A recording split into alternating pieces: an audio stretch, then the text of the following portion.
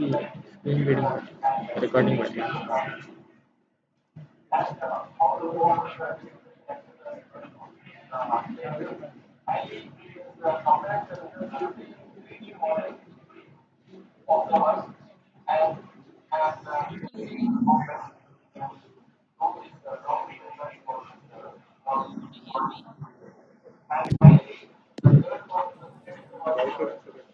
Good afternoon, Ravi. I can hear you.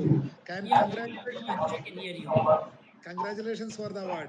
Thank you. Thank you very much. And keep continuing doing the good work. Yeah. All of us in the same league. You were in the committee or so? I'm not sure. I should not ask this question ideally. No, I was not there in the committee. Okay. But happy to see you getting the award. And I think people are just joining in. Yeah.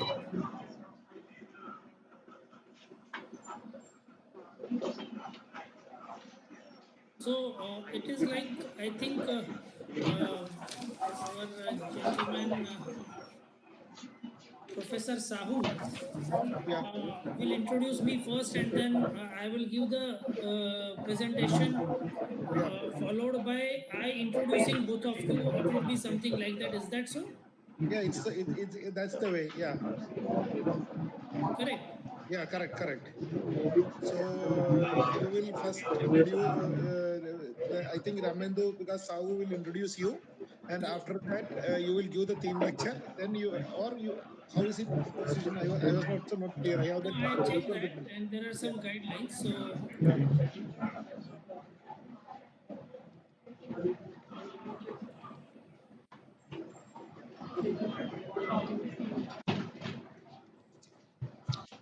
hold on.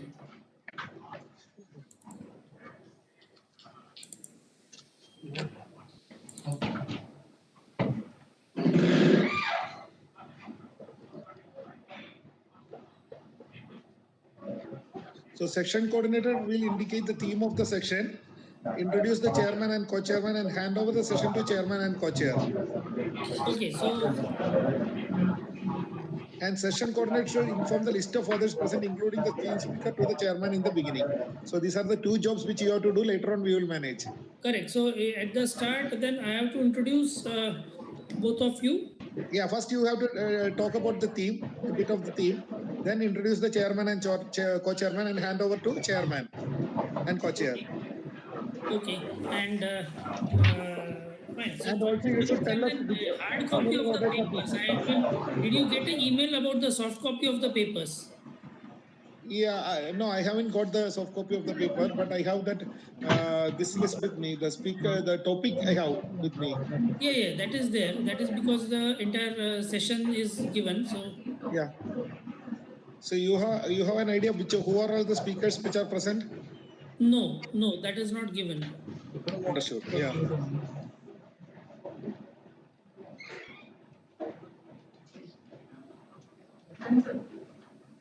Can you hear me?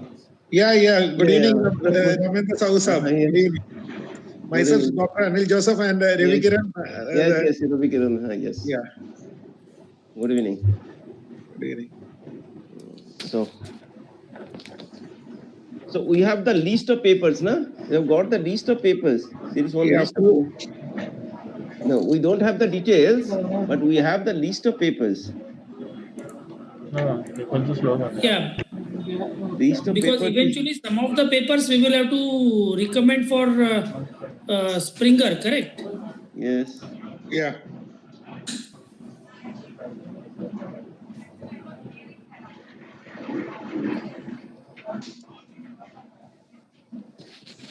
Do you have the list of papers? I don't have them.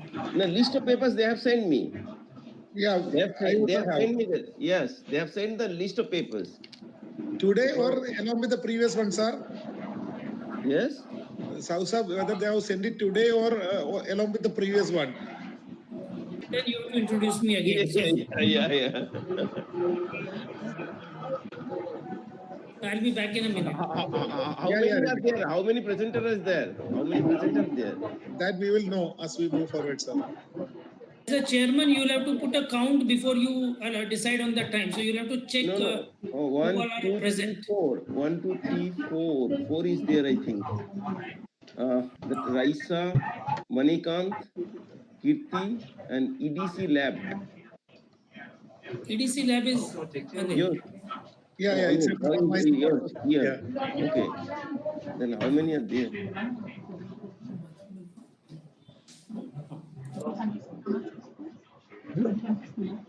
ఇంకా రాలేదు madam, presenting అని వస్తుంది ఇంకా.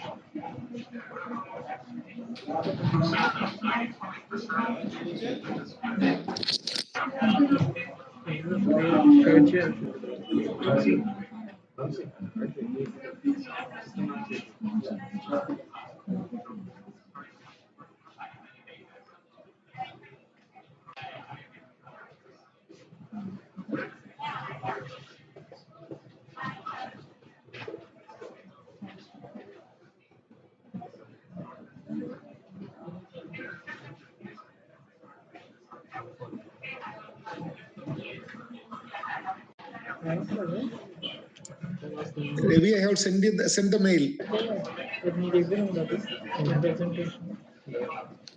Ravi, I have forwarded the mail. I think it is new. Yeah, yeah.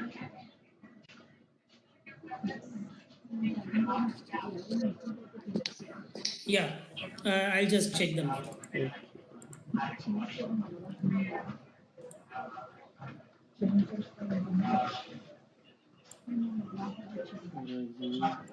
No, still not received. Maybe today. Yeah, it's there. Thank you.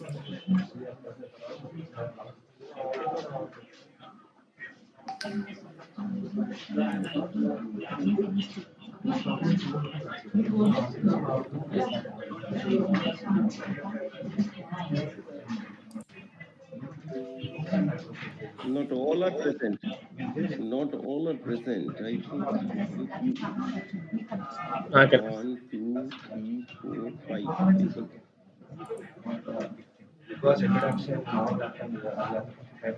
Can we ask the presenter to indicate their paper number? I think that will be better. Yeah, that will be better.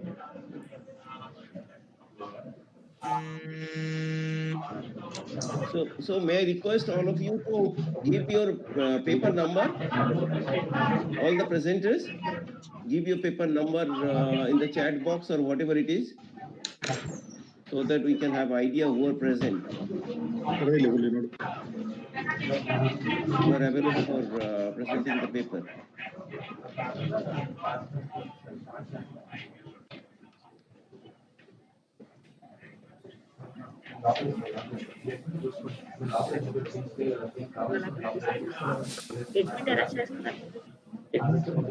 అదే వస్తున్నారు కదా బయట నుంచి అంటే ఆటోమేటిక్గా అడగకపోతుంది. Geetika is indicated, then I was paper actually number all of them.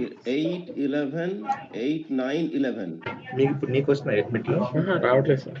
నువ్వు దాన్ని move చేయకూడదు, యూట్యూబ్కి ఇదే వెళ్తుంది. ఇంకా మూవ్ చేయదు. What ఇంకా you నీ పని ఏంటంటే sent నువ్వేం me మూవ్ does చేయకూడదు. not include the paper number. Okay, that's No, there. it is. Yeah, it's there. It's there. Oh, okay, it's there below. అని So I చేసి didn't- మీరు అసలు డిస్టర్బ్ మీ దాంట్లోకి ఇన్వాల్వ్ అవ్వద్దు. 2 minutes Is there below? 2 you can Yeah, start. it is Once they there. said we can start the session, you just stop your screenshot, you start admitting people.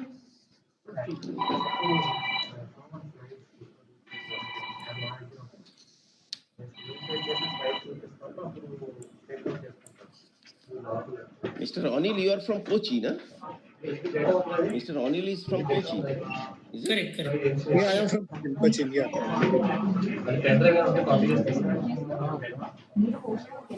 So only 3 are అంటే present. నాకు వేరేగా పెట్టారు. They might join in. Yeah.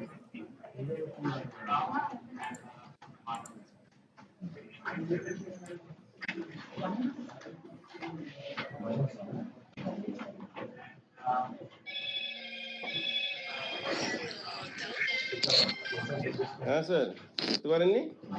হ্যাঁ, ঢুকে গেছে। আরে ওইটাকে click করুন না, ওটাকে করুন, কপি করুন, কপি করে পেস্ট করুন।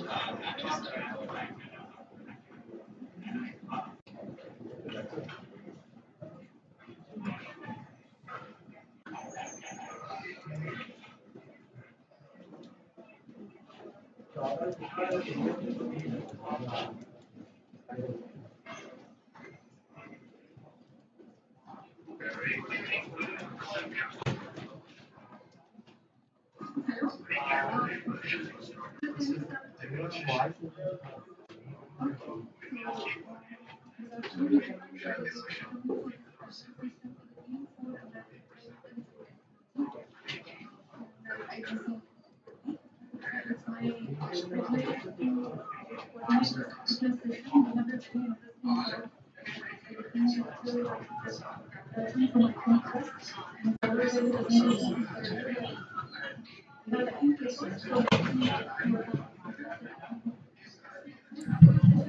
have to come to Cochin. It is long overdue, but because of COVID. আমাদের স্যার আপনি দেখুন তাহলে আমাদের শুরু করুন। Yeah, Ravi. So, yeah, should we start? I think we can start. Yeah. Any organizers support? I think we can start now. Administrators, can we start the session or kindly confirm? Okay, so the administrator is locked. I think his speaker is locked. So anybody else joining? Only 8. So okay. Good afternoon, everybody, and welcome to this session on deep foundations, which is the third session of the day. And as we all know, the deep foundations is an industry by itself, because if you look at deep foundations, you have pile foundations, you have deep excavations, where again Dr. Anil, who is one of the co-chairman, works extensively in Cochin on both these subjects. When we talk of even pile foundations these days, you will see that the diameters are increasing and the capacity also is increasing. So there are newer design methods, newer algorithms.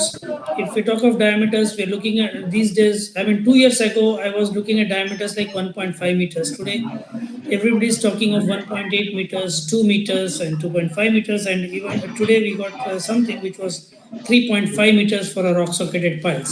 So the equipments are changing, the installation processes are changing, and there is a huge kind of development that's taking place in terms of rock anchors, soil anchors, load tests, designs.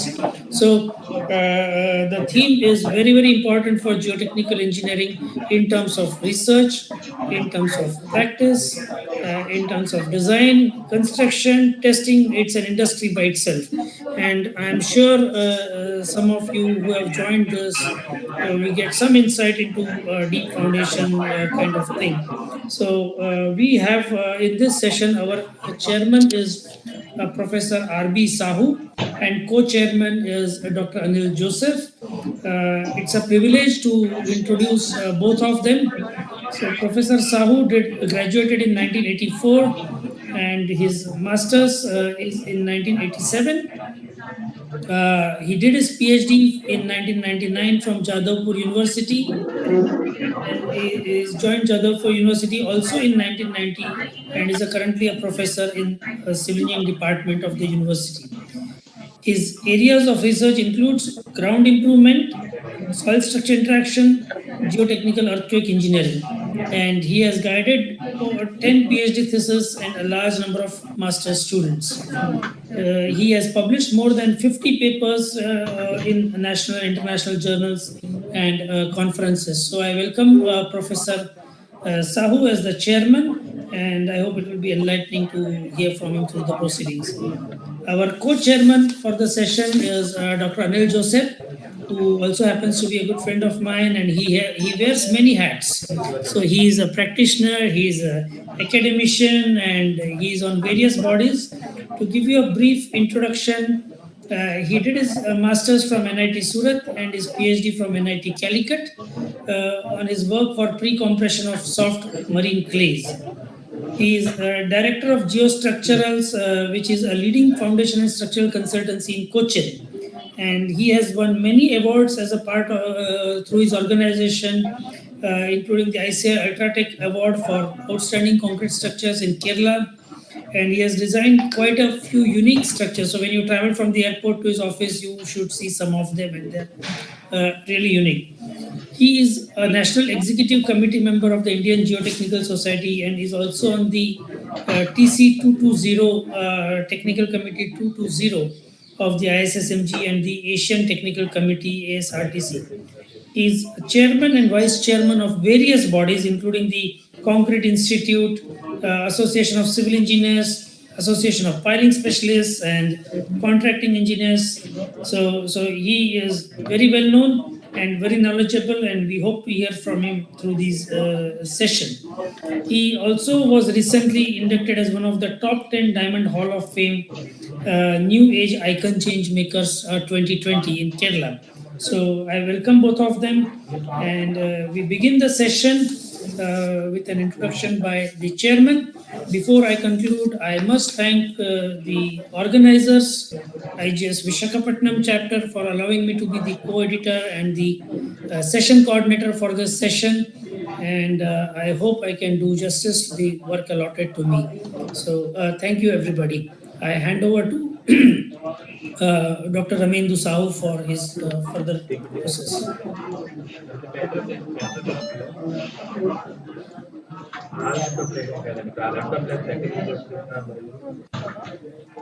Dr. Sahu, please. You are muted, sir. Please unmute yourself. Yes, can you hear me now? Okay, Yes. okay. Good afternoon, everybody. Thank you, Professor Mr. Ravi Kiran Vaidya, for your kind words. At the outset, I must thank the organizers, especially Professor Satyanaran Reddy, Chairman IGC 2020, for giving me this opportunity to chair this parallel session on theme 3. I also take this opportunity to congratulate Professor Reddy and his team for organizing such a wonderful conference during this COVID period. This session will be basically on just a few words.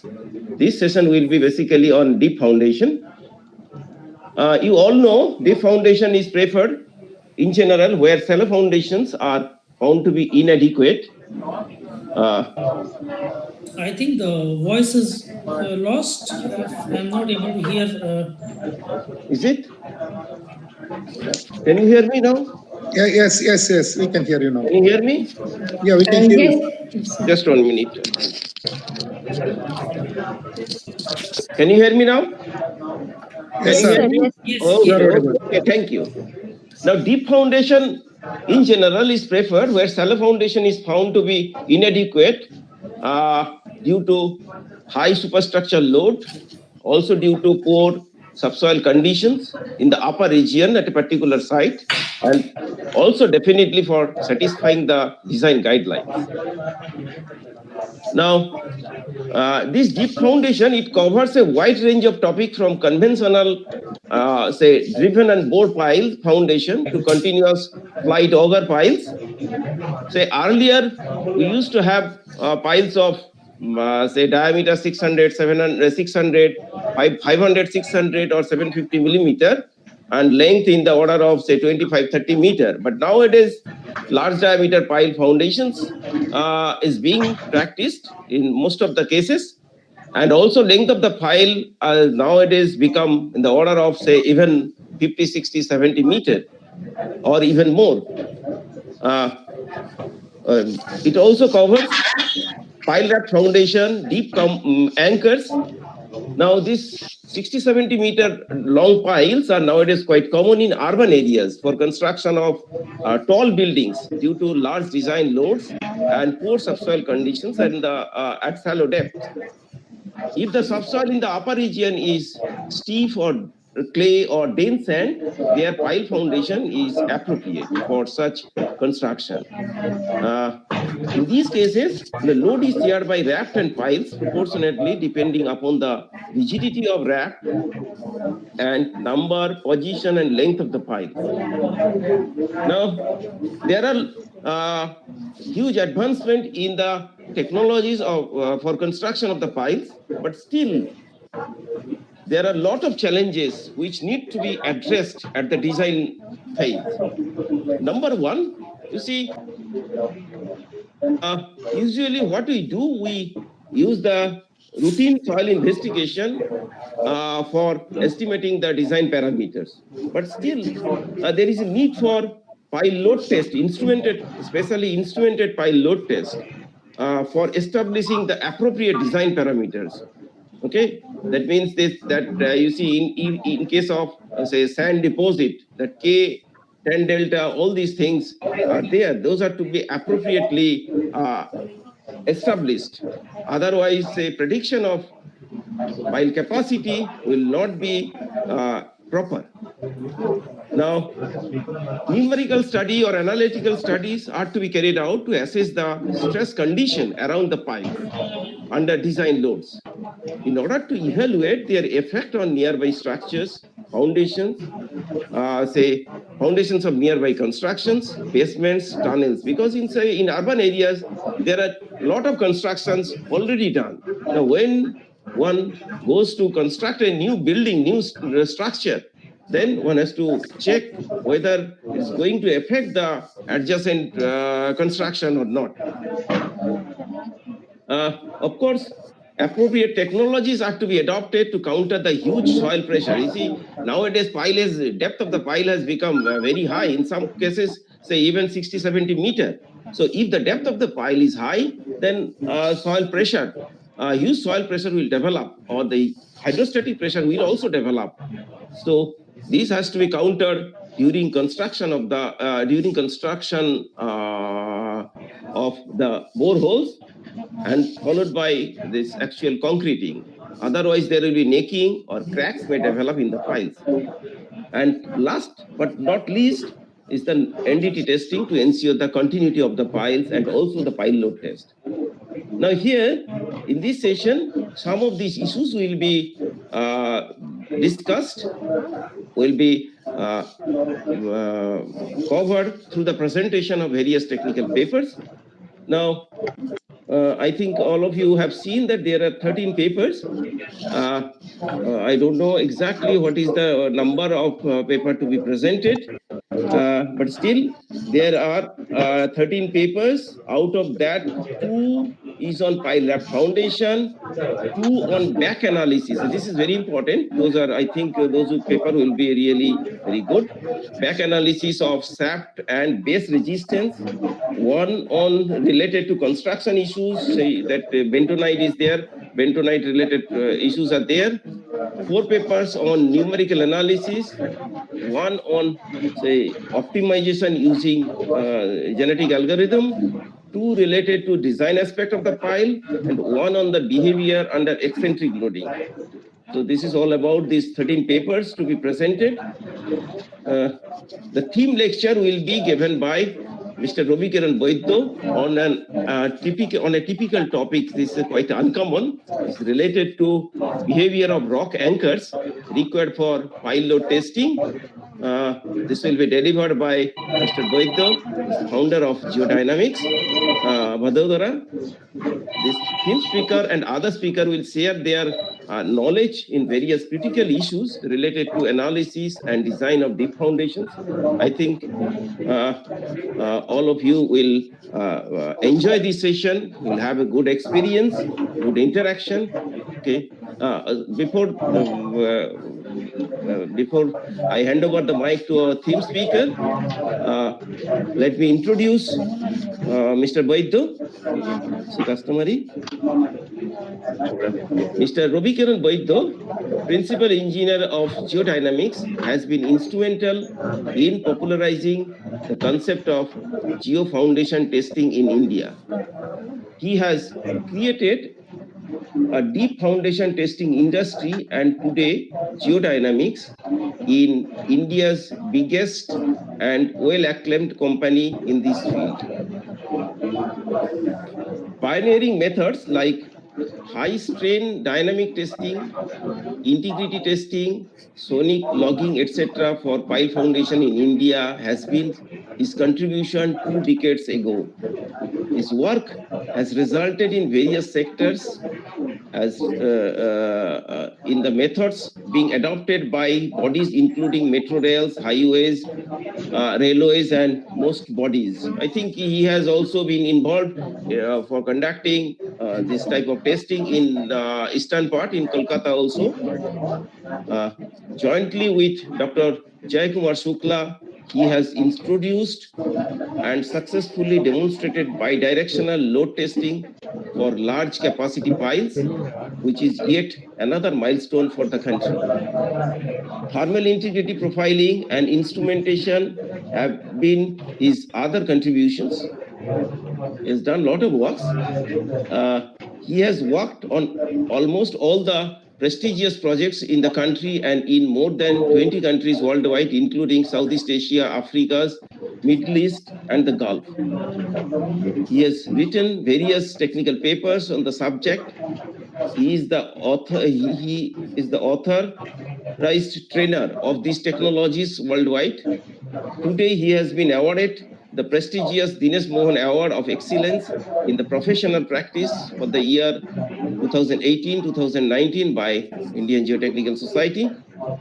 He is the National Executive Committee member of IGS and on the IRC and BIS subcommittee to form guidelines for pile foundation testing, and is a member of various professional bodies. He has done his master's in structural engineering from MS University of Baroda in 1994. He's also a half marathon runner and national table tennis player in seniors category. So with this brief introduction, may I request Mr. Ravi Kiran Boiddo to deliver his theme lecture. Thank you, sir. Thank you for the introduction. Without losing time, I start sharing my Yes, screen. yes. Start.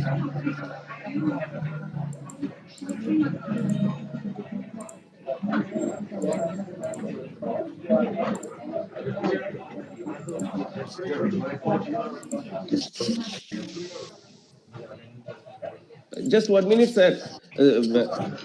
Those who want to present their paper, please share your paper number in the chat box.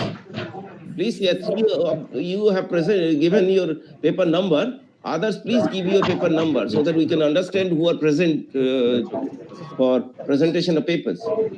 Please.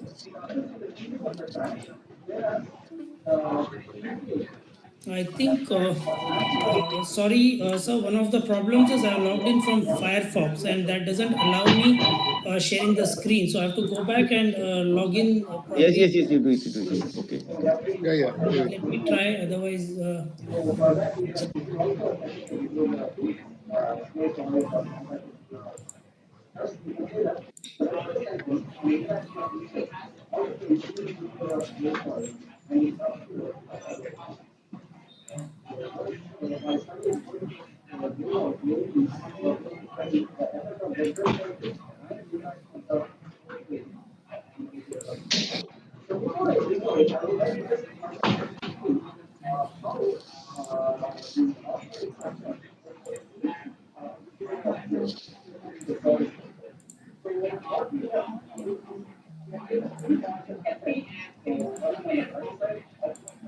I think it's all right. Are you able to see the screen, sir? Yeah. It's all right. Okay, great. So, thank you once again for the introduction, and I'll try to quickly run through this rock anchors for static pile load testing considerations and case studies. We will look at some of the case studies. We'll look at some of the code provisions, including some of the ways you could install or design them and then use them during testing. So the topic consists of design philosophy, considerations for installation of rock anchors, case studies, and concluding remarks. Now, we all know that vertical load tests are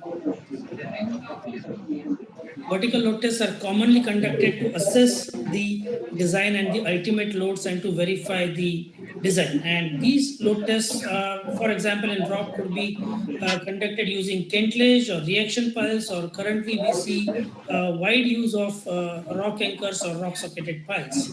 So, of course, where we know that rock is present at shallower depth or at reasonable depths, then and especially when the capacity is increasing, Kentlage gets ruled out.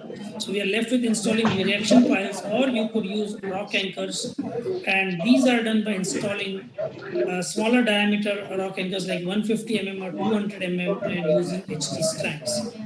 Now, when you use rock anchors, the benefit is like a reaction pile where you need to wait for 28 days. Here, you could do it speedier because it depends on the strength of grout, and probably you could do it in 2 weeks' time instead of 28 days after installation. Installation is faster and rapid, and it's suitable for heavy loads. So that's one of the benefits with rock anchors. Now, again, space is a constraint. The rock anchor drilling rigs are quite compact, so you could use them where space is a constraint.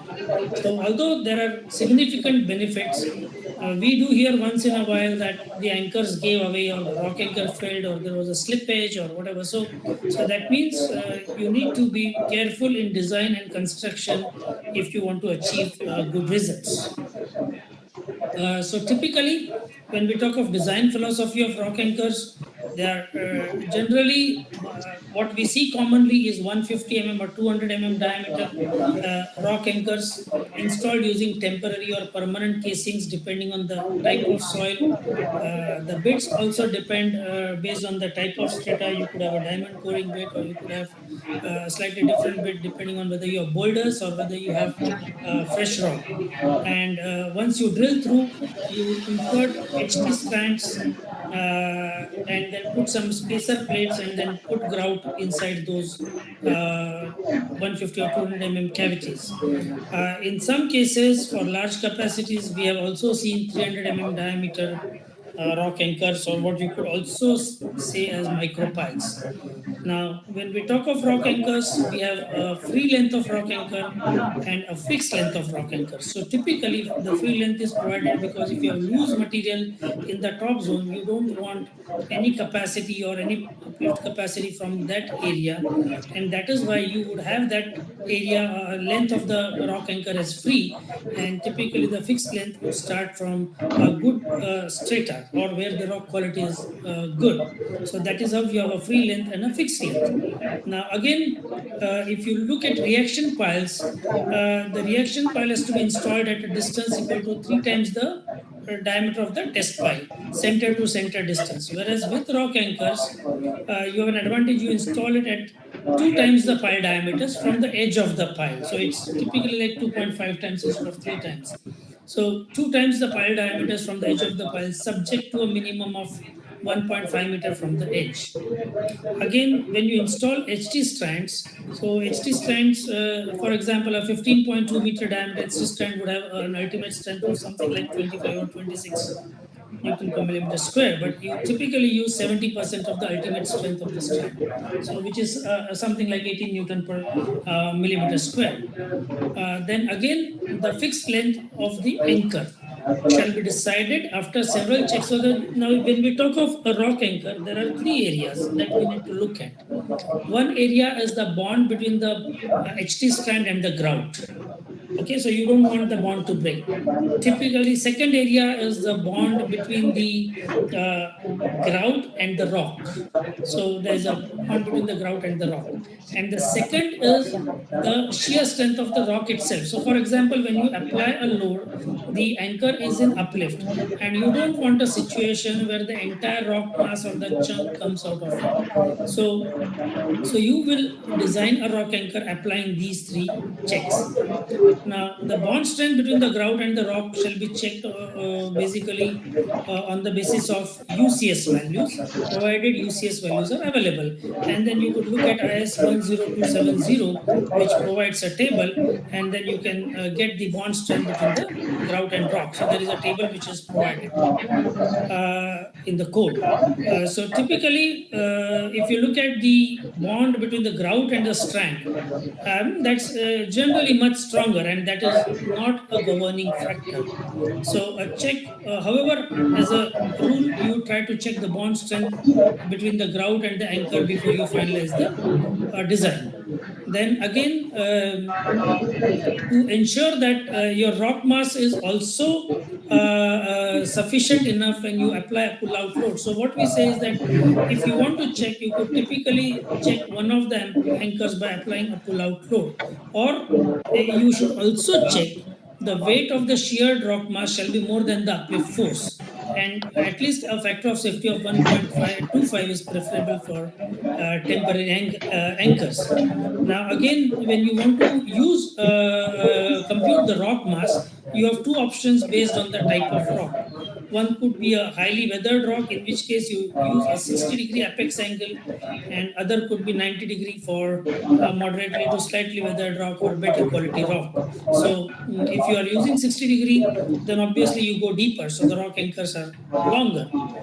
Again, while selecting the apex of rock wedge, which shall be typically so it is at the midpoint. So when you select 60-degree, your wedge is formed at the midpoint unless you use a base plate at the bottom. Again, when we talk of such situations, there is limited data on what happens when you use a base plate. So that's what the code says. But there's limited data when we say use a base plate. So most designs would be based on 60-degree and 90-degree theories, and then assuming that the wedge is formed at the midpoint along the fixed length. Again, look at the group action. So if your anchors are very close by, the rock mass may overlap. So then you're looking at the total rock mass and not individual rock mass. So with rock anchors, what we generally say is you would want to be slightly conservative, because say for example, you're doing a 2000-ton load test and you have 8 rock anchors, and even if one malfunctions, the entire test cannot be completed. So you would typically want to be conservative and put all the checks in place before you complete the design. So generally what we have seen is if adequate precautions are taken during designing, then you also allow for some construction deficiencies, and then there are less chances of failure during the test. So that's what was a brief on the design. Now let's look at some of the installation part of it. So obviously the anchor shall be free from dirt or any foreign material. Suitable spacers shall be provided. So you want spacers at every depth along the length of the anchor so that the wires don't get bundled up. So the wires are separate. And then apply some coats of epoxy and some quartz or sand to increase the bond so that there's a good bond between the grout and the strands. Again, to insert the grout into the anchor, we typically use a tube and then allow it to move under gravity, unlike a pile where you use a treadmill. So ensure that there are no air bubbles when you do the grouting. So you don't pull out the tube at the time of grouting and allow some foreign material or something to come into the place. Then ensure that it is grouted only for the fixed length. So if you keep on grouting and you end up grouting your free length as well, then you have a problem, because then your anchor probably might fail at much lower depths, even if you have gone for the entire depth. So that is something is a must. Now, how do you check that? Would be by putting a tube or putting some kind of a rod or a measurement to ensure that your free lengths and fixed lengths are reasonably there. So, of course, once you complete your rock anchor installation, depending on the type of material you use, you could test it after 3 days or 7 days. So, for example, if you use something like GP2 and you get strength even after 48 hours. But for conservatism, you might test after 3 to 7 days. So, these are some of the pictures. And this is what the drilling is in progress. These are the strands with a cone at the bottom so that they are bundled and then separated at the top, anchors being lowered, and this is how you pour your grout, and these are the actually strands, and now this is erection being done and getting them ready for stressing. I hope you are able to see my cursor as well. Now, Yeah, let us yeah, look yeah, we at can. some of Okay, the it is case okay. studies. It is okay. It is okay. Sorry, are you able to see my cursor? Yes, yes, yes, yes. Okay, Yes, yes. so let us look at some of the case studies. Rock anchors have been installed in a variety of rocks like basalt, granite, shale, limestone, covering an entire range of soundness. So we have some case studies here. For example, in this particular case, at a project site in Nagpur, the bore lock indicated weathered basalt underlain by weathered sandstone, and sandstone was underlain by gneiss. So, because UCS values were not available, it was a challenge. So, what we did was we used the SPT values to design the rock anchors. I'm sorry, I tried to put the bore log, but I think picture is not very clear. But what we wanted to highlight was we really did not have UCS values in this case. So what we did was we used SPTs, and if I look at the formation, the RQD was nil.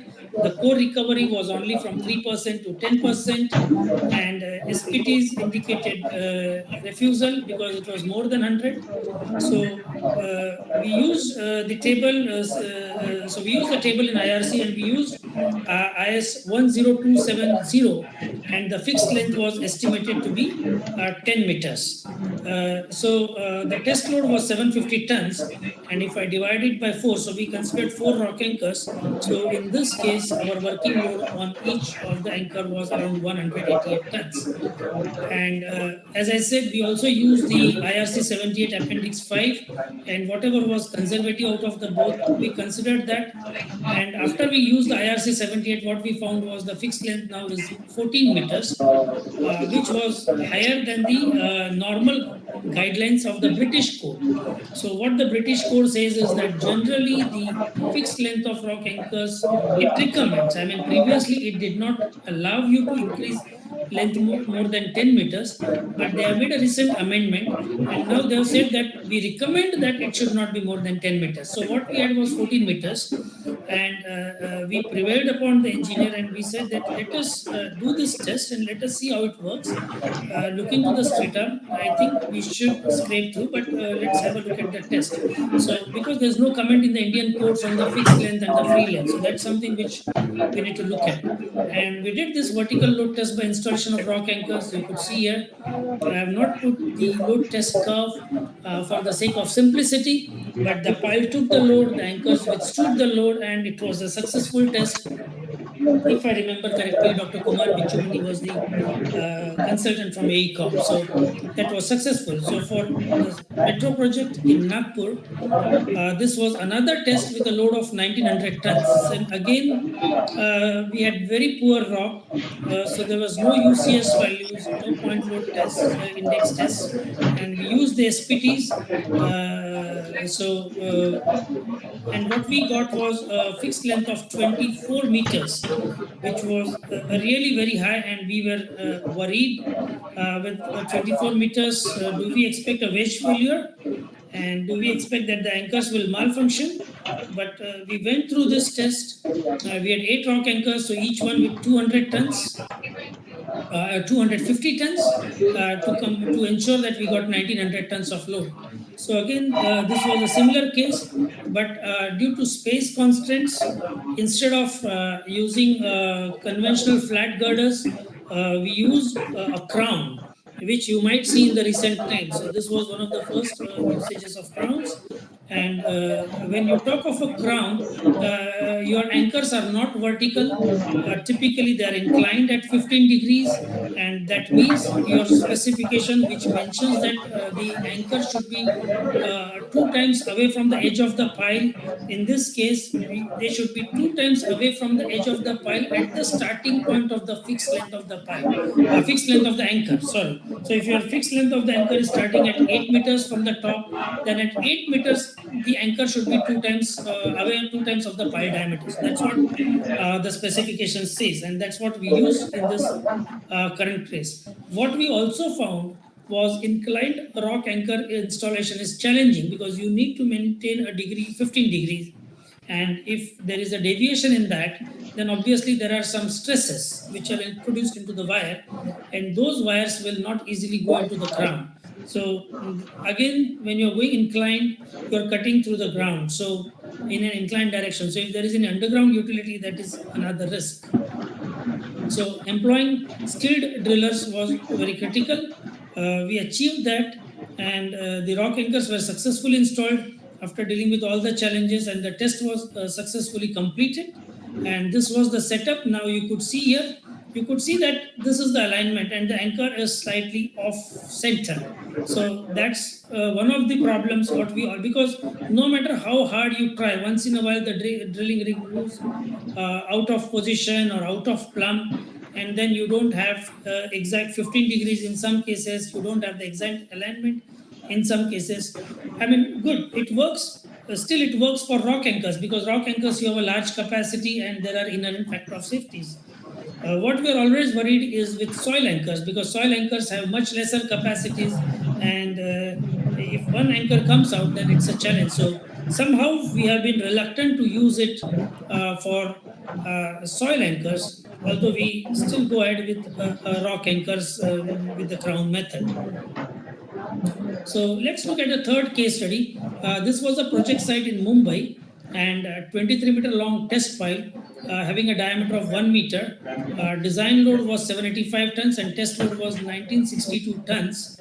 And this was a reasonably good rock. So we had 8 rock anchors were planned, again 250 tons each. And this was the arrangement. So we had 2 here, 2 here, 2 here. And then after we designed the 8 rock anchors and we were almost ready for the test, our calculations based on the geotechnical profile, which was highly weathered breccia, and with RQDs typically around 70. So we had a reasonably good rock with reasonable UCS values.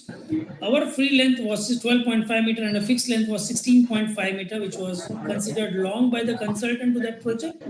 So once we submitted the design for verification, he came up with the British code and he insisted that this is long and either you reduce the load on the anchor, and the only way you could do that was by installing additional rock anchors instead of the planned 8. So now we had to go back to the design board. We modified the girder, and now we had 1 anchor each, so that the center of gravity, I mean the center is maintained. So now instead of 8 rock anchors, we ended up with 12 rock anchors for this particular case. So we had additional 4, as I mentioned. And then the original design, 1962 divided by 8 was 245 tons. With 4 additional anchors, now the load on each anchor was 163 tons. So we had fair amount of margin. So eventually the test was completed successfully and everyone was satisfied with 12 anchors.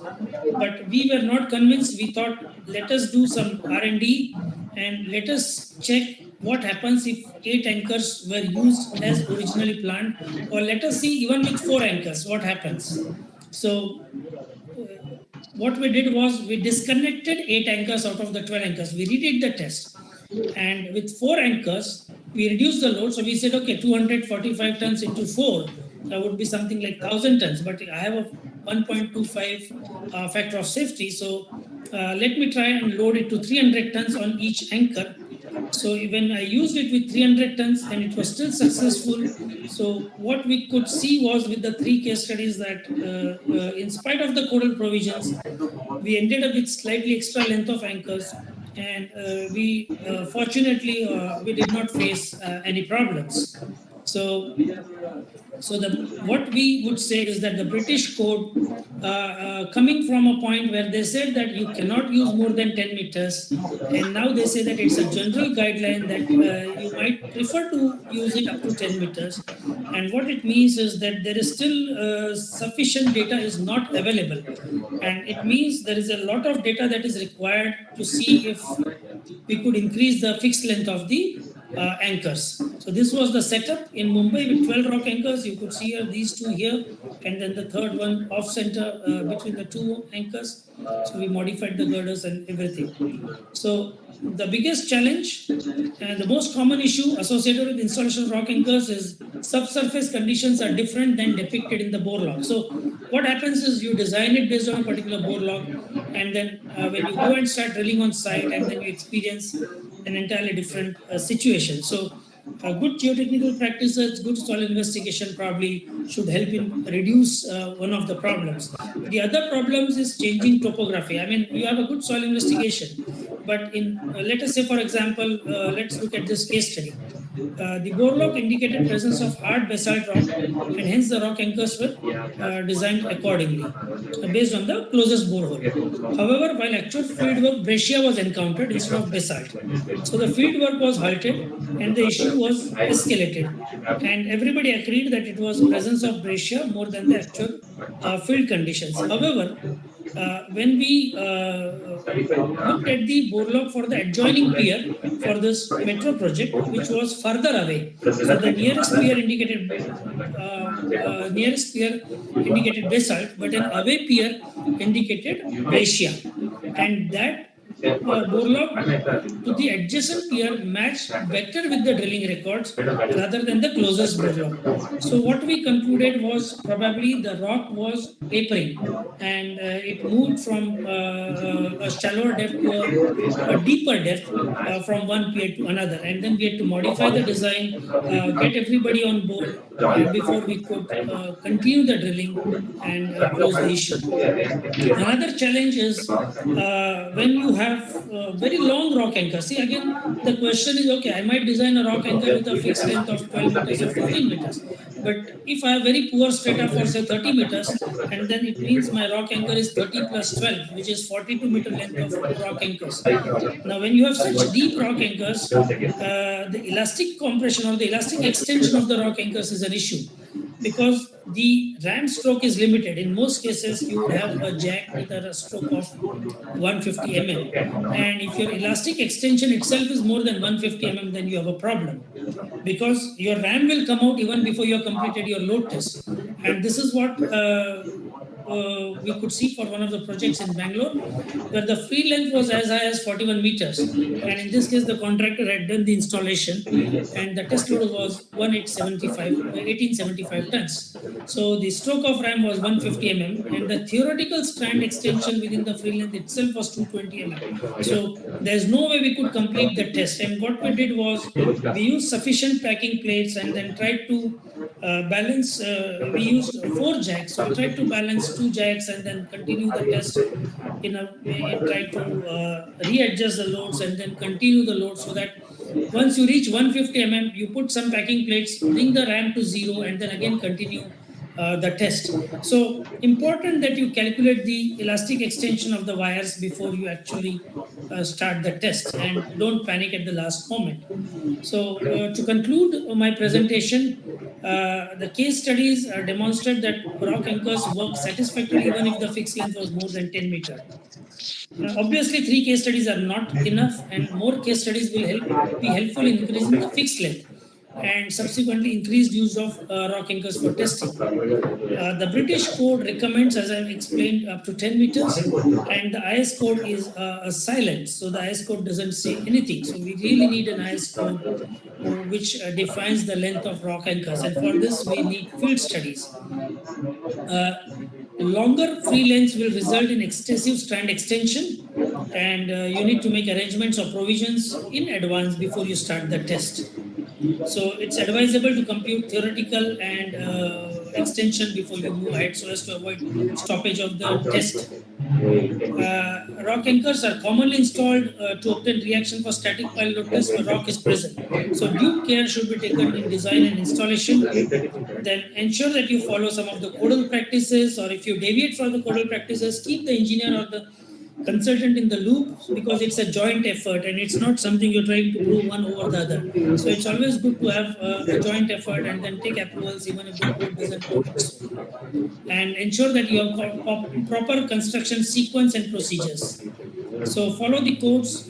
Crown type of methods I explained is preferable for rock anchors, but we're still not sure for soil anchors. And then another last thing is the diameter of the rock anchors. We have diameters 150 mm and 200 mm, which are more common, but we have seen people with 300 mm diameter of rock anchors. With 300 mm, we are not sure whether to design it as a micropile or as a rock anchor. So there's ambiguity in the codes on whether and how you will consider the design. So with this, I conclude my presentation. I must thank my co-authors, Sujan Kulkarni, who is beside me, who also does a lot of designing, and Nikum Dixit for making this paper possible, and some of the consultants who reviewed it and allowed us to go with extra fixed lens to achieve these results. I thank you, everybody. Thank you, one and all, and the organizers for this opportunity. So, thank you, Mr. Vaidya. If you have any question, please. If you have any questions, also give in the chat box, or you can ask him directly. Anybody? Okay. I think straight away. So I think it could maybe if you want, we are short of time. Maybe people want to ask questions. They can put it on the chat room, or if you want one or two questions, I can take that, or we just put it in the chat room. Okay. Otherwise, I think there is no question. I have just one question, Mr. Vaidya. Or we do it at the end. Yeah. If your soil certification varies from place to place, yes, this because in case of rock, I think for all these anchors, all the four. Suppose you are adopting 4 anchors. Suppose the capacities are not same. In that case, how you will tackle it? Well, typically we try to restrict the capacities on rock anchor to something like 200 250 tons, and if you are not sufficient with 4 anchors, we end up with 8, and in some cases I demonstrated we end up with 12 anchors, and if you're using crown or some arrangements, you can even go to 16 anchors. Okay.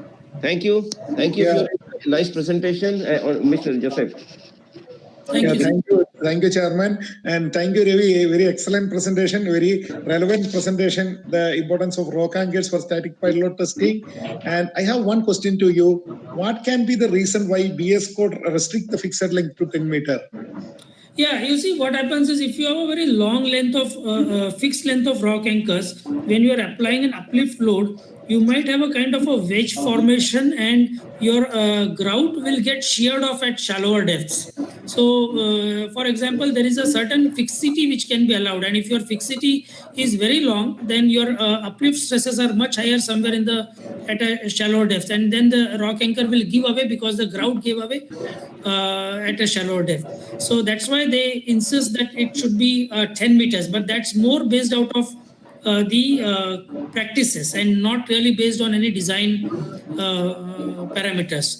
So if you have more and more data at this time, I would say I'm comfortable with something like 15 16 meters. Seems fair enough, but if somebody is going 20 25 meters, I really am not comfortable. Although we had one such case study which was due to the exigencies of the project, so that was an unusual experience. Just one question. What factor of safety do you feel appropriate for this type of anchors? What factor of safety do you feel appropriate?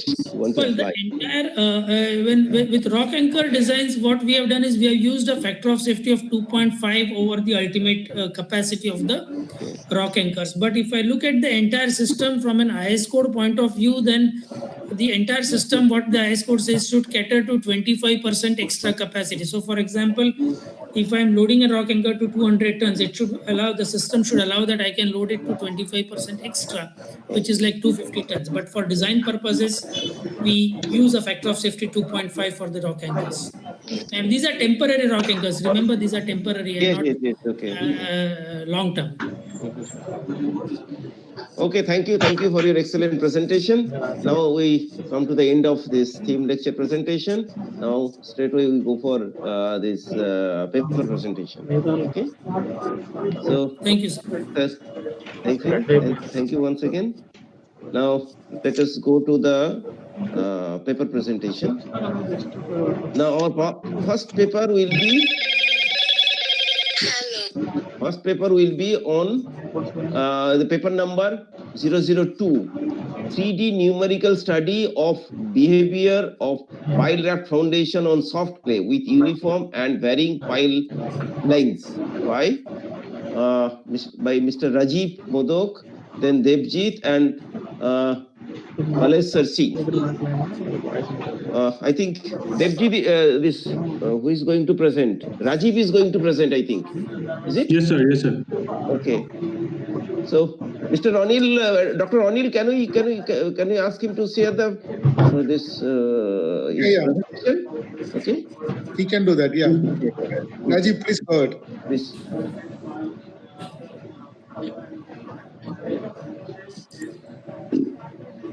Rajiv, please share your presentation. Yes, sir.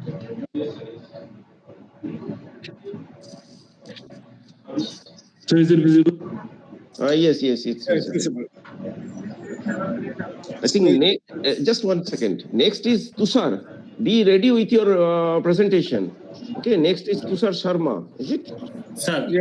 We have 1 hour and we have 12 presentations, so we will try to make it to 5 to 6 minutes time. Yes. Okay. And then I think Rajiv, next is Tushar. Tushar should be ready. Okay, Tushar, you be ready. After it's over, you start your presentation. Okay. Rajiv, you start, please. Yes, sir. Thank you, sir. Good afternoon, everyone. So, myself, Rajiv Modak, I will be presenting on the topic 3D numerical study of the behavior of pile raft foundation on soft clay with uniform and varying pile lengths.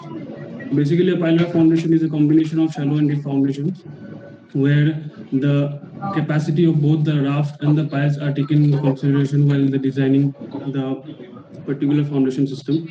And the load sharing behavior is governed by the complex interactions between the structural elements and the soil. The different complex interactions are shown in the figure. Now, the behavior of the pile raft can also be governed by two coefficients. There is a pile raft coefficient and the coefficient of pile raft settlement reduction factor, where the pile raft coefficient can be defined as the total load that is carried by the piles to the total load which is subjected onto the overall pile raft foundation system. And the coefficient of the pile raft settlement reduction factor is defined as the ratio of the settlement of the pile raft to the settlement of the unpiled raft. Now we can see from the diagram that for a typical pile raft foundation, both the coefficients values ranges from a value of 0 to 1. Now these are some of the literatures based on pile raft foundations.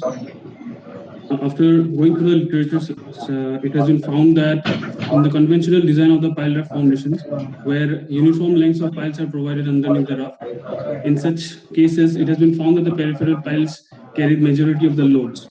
And in case of flexible raft, the central pile will undergo more settlement as compared to the peripheral piles. In other words, we can say that the flexible raft will tend to have a dish at the center of the raft, and therefore leading to higher differential settlements, which can have a negative effects on the superstructure. So the present objective of the study is that instead of going for a uniform length of pile raft foundation, uniform length pile raft foundation, we can go for varied length pile raft foundations, where the total number of the piles and the overall length of the pile will be kept constant as compared to that of a uniform length pile raft foundation.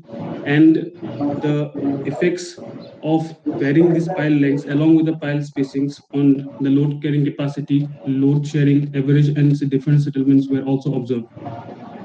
Now, the three-dimensional numerical model of pile raft foundations were developed using finite element-based software Abacus. The diagram of the soil domain, which is used for the present study, is shown. The boundary conditions were given such that the bottom was fixed to avoid any rigid body motion, and the sides faces were restrained in all the directions, and were restrained in the horizontal directions, and movements were allowed in the vertical directions. The various geometrical parameters used for the raft and the piles are shown in the table, where the thickness of the raft is chosen based on the fact that the relative raft soil stiffness ratio lies within the range for a relatively flexible raft.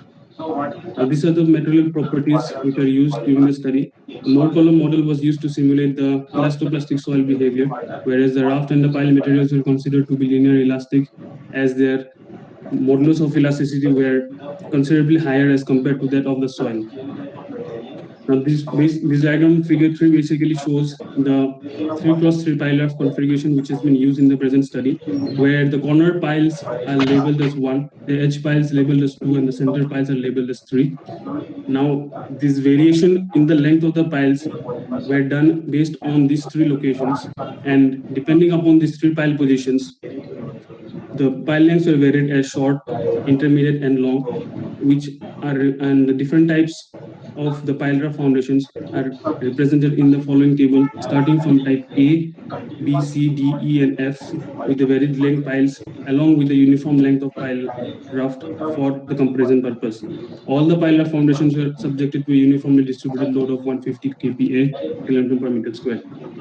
Now, this table typically shows that for a particular type of pile, 4 different pile arrangements where pile length arrangements were taken into consideration, and each pile length arrangement were considered by taking into the consideration that the total pile length will be equal to the overall pile length in case of a uniform length pile raft foundation. Now, coming to the results in the discussion part, the following figure shows the variation in the load carrying capacity of all the pile raft foundations. It can be seen from the figures that with the increase in the pile spacing from 4 to 6, the load carrying capacity of the pile decreases. And this decrease can be attributed due to a decrease in the pile interaction effects. That is, with the increase in the load, with the increase in the pile spacing, the behavior of the pile is similar to that of a single pile, and thereby there is a decrease in the pile interaction effects, and thereby there is a decrease in the load carrying capacities of the piles. It can also be observed that for a particular from the figures, it can be observed that the pile raft configuration corresponding to the longer length of pile provided at the center, shorter length of pile provided at the corners, and intermediate length of piles provided at the edges showed the highest improvement in the load bearing capacity when compared with the uniform length pile raft. Now, this slide shows the load sharing behavior of the pile raft foundations in terms of the pile raft coefficients. Pile raft coefficient, as discussed earlier, is the load carried by the piles to the total load which the pile raft has been subjected to. Now, it can be seen from the following figures that with the increase in the spacings, the pile raft coefficient decreases, that is, the load carried by the piles decreases, and this decrease can be attributed due to the increase in the raft soil contact pressure. That is, with larger pile spacing, more area of the raft gets contact.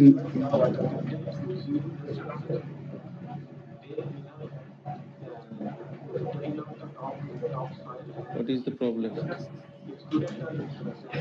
Rajiv, I can't hear you. We can't hear you.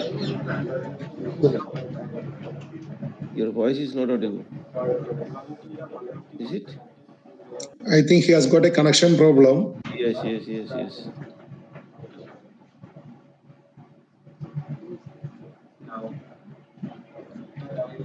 Rajiv?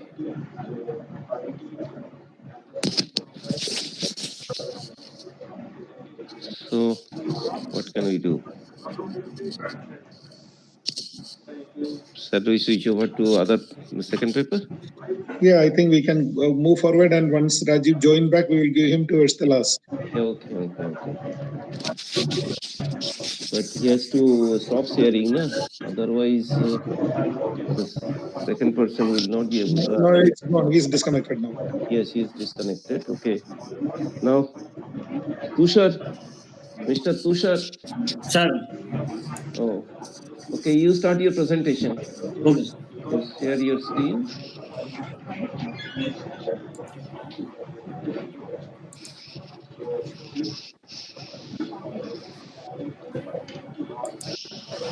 Is disconnected.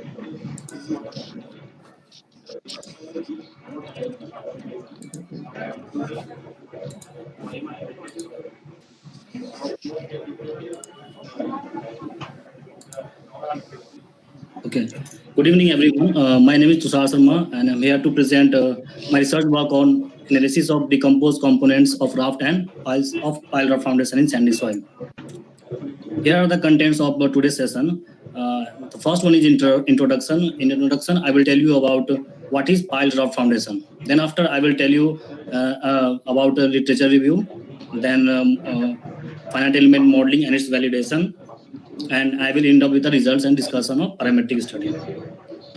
What is pile raft foundation? When a conventional raft foundation does not provide an adequate support, then it can be enhanced by adding some piles. And then what is known as pile raft foundation?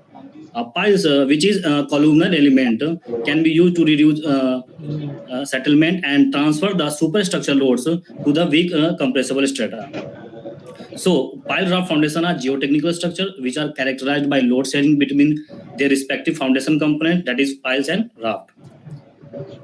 So there are some researchers related to pile raft foundation which has been carried out in the past, and some researchers and some of which are in 2001, Paulus presented a review of design issues and a discussion of the capability and limitations of some analysis methods of pile raft foundation under vertical and lateral loading condition. In 2005, Moes et al. Reported that pile raft foundation satisfied the required serviceability performance while providing cost saving estimated to about 30% compared with the conventional pile raft foundation system. And the piles with both skin and base resistance offer high resistance to settlement. And in 2010, Fioravante and Garrity conducted centrifuge test on pile raft foundation model to study load transfer mechanism. And they found that the piles act as a settlement reducers by transferring the load from raft to larger and deeper volumes of soil. And here are the finite element modeling. The latter and bottom boundaries of the finite element model were 120 meter and 80 meter. And the element were used was 10 noded tetrahedral, and the Mohr column soil model was used to describe the mechanical behavior of the sandy soil. Now, here are the steps of numerical modeling. In soil, first we do the creation of geometry. Then after we create the borehole, in borehole, we give the water table to the soil strata. And after that, assigning of materials. Then the structure part. In structure part, we create structure elements like beams, columns, etc. Now, after creation of structure elements, we assign the properties created to structure elements, then assigning up load or displacements. In mesh, we the element can be distributed among distributed very coarse, medium, and fine and very fine. And after that, selection of nodes or stress point where we have to find the particular load or stress. In stress construction, phase explorer, and in model explorer, the activation of soil structure elements. And here is the validation of numerical model. As you can see in the figure 4, on x-axis there is a settlement of raft pile raft foundation, and in y-axis there is a uniformly distributed load on pile raft foundation. And you can see the results are more comparable in as in figure 5. There is a comparison of load settlement curves of group pile, and here the comparison of raft. These are the parameters used in the study. At BR stands for raft width, BP equals to dia of pile, and LP stands for length of the pile. These are the results. As you can see in the figure 7, the load carrying capacity of pile raft is higher than on pile raft or group pile. And in figure 8, as you can see that the load carrying capacity of pile raft is higher, which is reasonable and somewhat expected. And at lower settlement area, the pile components carrying higher load than raft component. This means that the pile component is mobilized earlier than the raft component. And as you move to the higher settlement area, that the raft component carrying higher load carrying capacity than the pile component. And in figure 9, here is the decomposed load settlement curves of raft component compared with the unpiled raft with different pile spacing. And and in figure 10, here is the decomposed load settlement curve of pile component with group pile. Here is the load sharing ratio. As you can see in the figure 11, the values of load sharing ratio alpha p are higher initially and decreases non-linearly with increasing settlement. Marked decreases in load sharing ratio are observed within the initial settlement range up to 0.01. And in figure 12, the effect of pile spacing is quite noticeable, while the effect of relative density is not significant. As pile spacing increases, the values of load sharing ratio increases, indicating that the pile load capacity tend to mobilize earlier. And these are the settlement contours for different pile configuration. The soil underneath the raft and around the pile settle more than the rest of the soil in the domain. And here are the references. Thank you. Thank you for your presentation. If you have any question, please. If anybody have any question, sir can answer. Okay, there is no question. So shall we move to next presentation? Next presentation will be by Vedasri. Vedasri? Vedasri? Yeah. Sir, can you hear me? Yes, yes, yes. Okay, sir. You share your presentation and start. Okay, sir.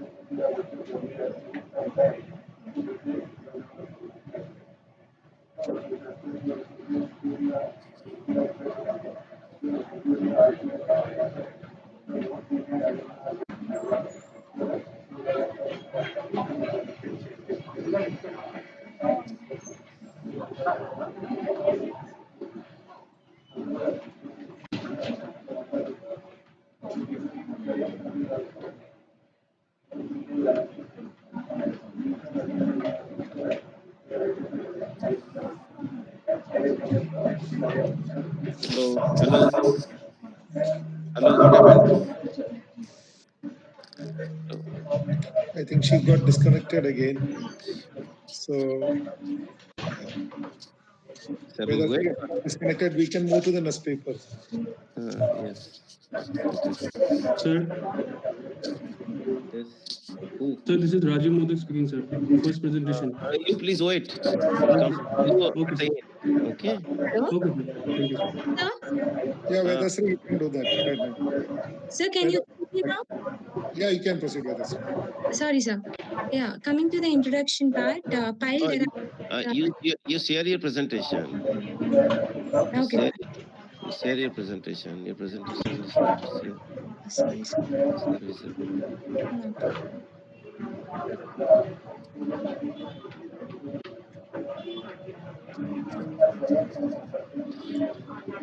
Yeah, go ahead. You can see. Okay, sir. So, pile derives its resistance by means of. First slide. What is the title of your presentation? Okay. So, sir, shall I start from the beginning? Yes, yes. Okay, sir. My name is Vedashri. Today I'm here to present my work on evaluation of initial stiffnesses and ultimate resistance of a shaft and base of a pile from initial pilot test under the and Professor Emeritus M.R. Madhav, sir. So these are the notations that I have used. P ultimate load on a pile, displacement under load is delta. Kp is the stiffness of pile. Ultimate shaft. You can go ahead. Go ahead. Yeah. Go ahead. Yes. So coming to the introduction, pile derives its resistance by means of both shaft and base of a pile. So here we have a general load displacement curve, but here we assumed two graphs separately for shaft and base of a pile. So uh, and we know we have IS 299 part 4 for load test on a pile. One is routine pile load test, another one is initial pile load test. So in this study, we considered initial pile load test to evaluate the responses of a pile. I mean, these four unknown parameters here, tau max, QU, and K tau and KB. Next, coming to the objectives of my work, to devise a method to evaluate the uh, responses of a pile from initial pile load test by using suitable load combination. Then to predict the load displacement data based on estimated data by using this method. And we can like develop a large database using various load combinations, like revising the Indian standard. Coming to the methodology, here we have a single pile of diameter D and length L, which is axially loaded. So to estimate the unknown parameters of a pile, here we need some input parameters. So in that, first one is P ultimate and second one is Kp, stiffness of a pile. So with the help of Chin's exploration method, we can calculate Pu and Kp. So from this, this is the load displacement from initial pile load test, and Chin's exploration method. From this method, with this equation of a fitted line, we can calculate Pu and Kp. Then here we have four equations for four unknown parameters of a pile, that is Kb and Qu, K tau and tau max. Next one is, these are all the terms comes in the equation. And this equation is used for prediction of load displacement data and development of equations. Here we have four set of different cases. These all load combinations is selected based on available initial load test data. So by using different cases, we can estimate pile responses. And to solve these four equations that I've shown in previous slide, by using MATLAB software, I have solved those equations to avoid the complexity, because those equations are um, uh, fourth degree polynomial equations. So I cannot solve manually. That's the reason why I have used MATLAB, and this is the procedure. Here I have, these are all the input parameters, and by assuming K tau or tau max, I can like calculate the other one. Next, here equation 3 and equation 4. First, I'll assume tau max, then I'll get K tau. And by using equation 4, similarly, I'll assume K tau and I'll get tau max. So this intersection point gives the exact K tau max for the pile of consideration. And this method is applied to few test piles. Here I have some 6 test piles. So first one is Guribalasan and Daraikuri. Actually, this is the comparative graph. This is the real test data curve, and this one is the predicted one using this method, predicted curve. So here I have used different cases because of the available data in initial pilot test. Similarly for Kerala and Katwa, and this is at Mahananda and Talma. And these are all the P ultimate KP that I have calculated by using Chin's method. And all the test piles are of diameter 1 meter and length 24 meters. And these are the estimated parameters. This is using equation 3 and 4, and these are 1 and 2.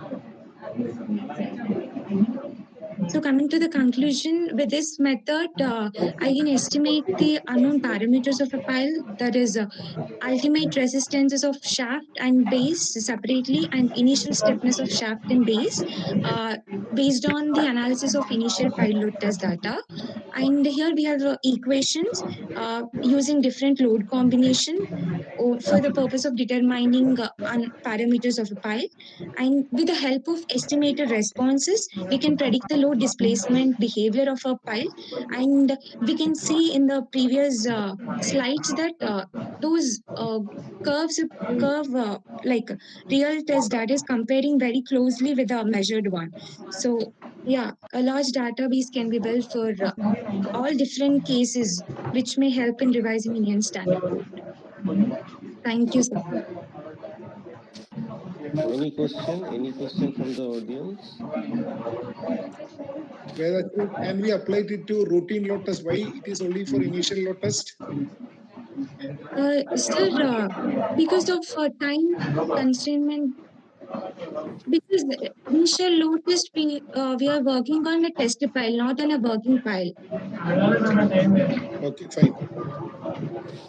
Any other question? Settlement you showed were predominantly in sand because you didn't mention anything on the strata.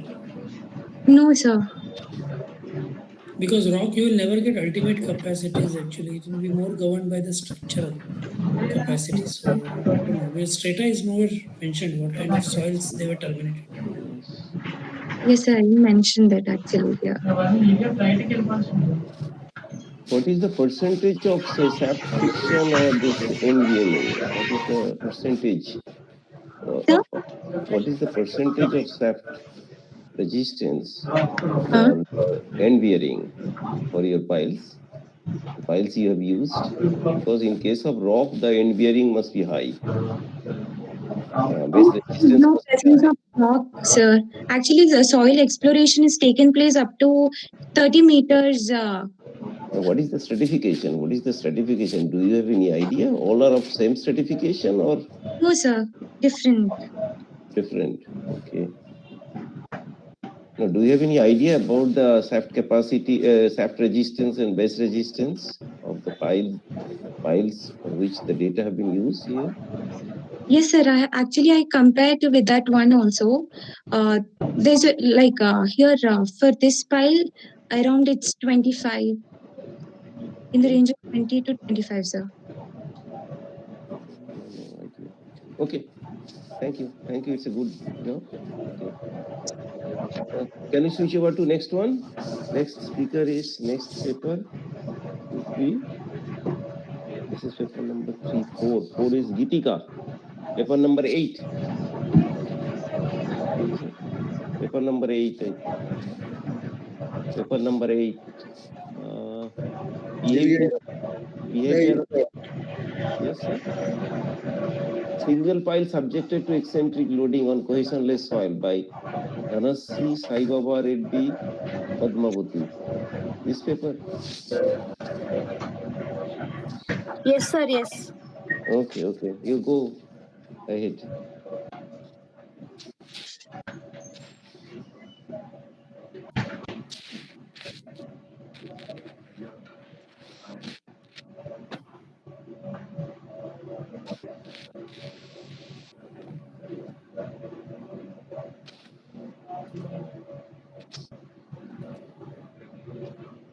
So, good afternoon to everyone.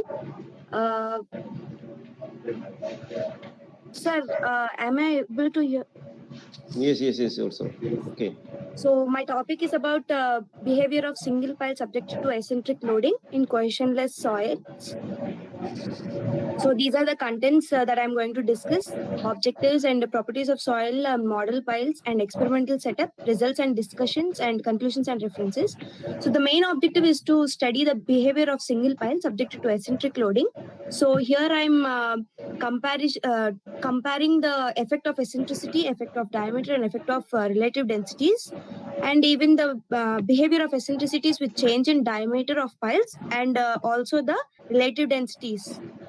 So first of all, sand properties I want to discuss here is the highest classification is poorly graded soil, and specific gravity is of 2.65, and coefficient of uniformity is 3.63, and coefficient of curvature is 0.85, and maximum dry unit weight and minimum dry unit weight has got as 1.85 and 1.57. And here I'm using the angle of shearing resistance of relative densities of 60% and 70%.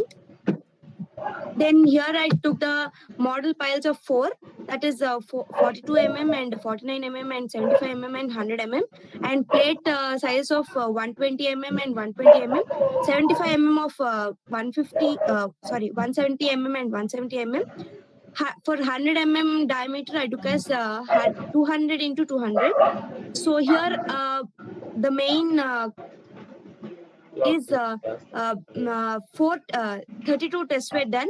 That is for axial loading and 3 of eccentricities. So each pile is for 4 tests with 2 different relative densities. So these are the model piles which I have taken for my test.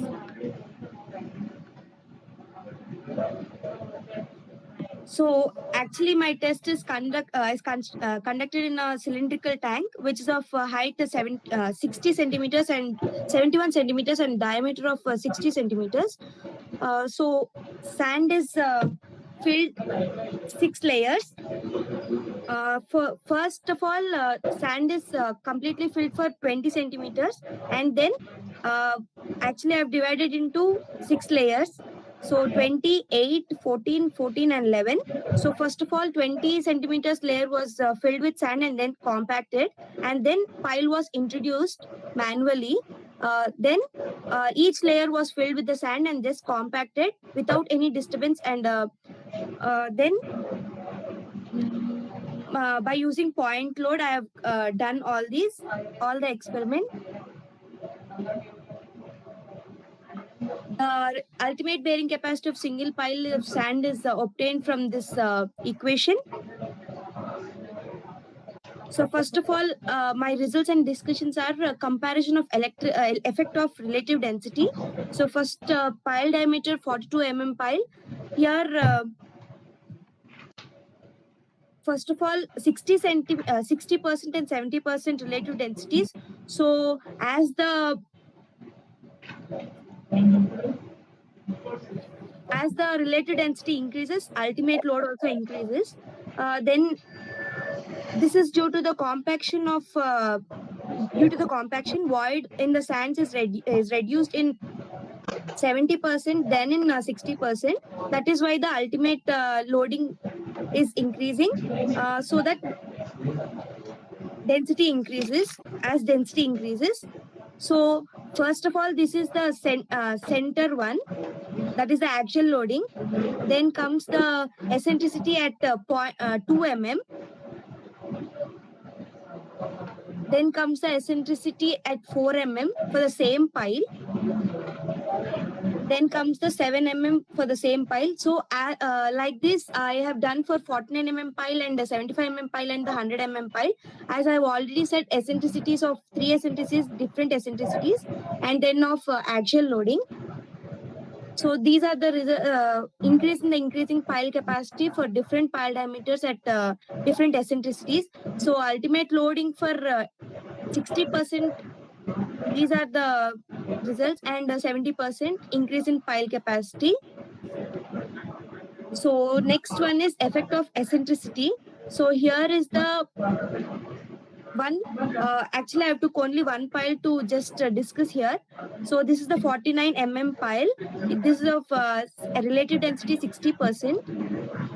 So here, as the eccentricity is increasing, settlement is decreasing, and the ultimate load also is decreasing.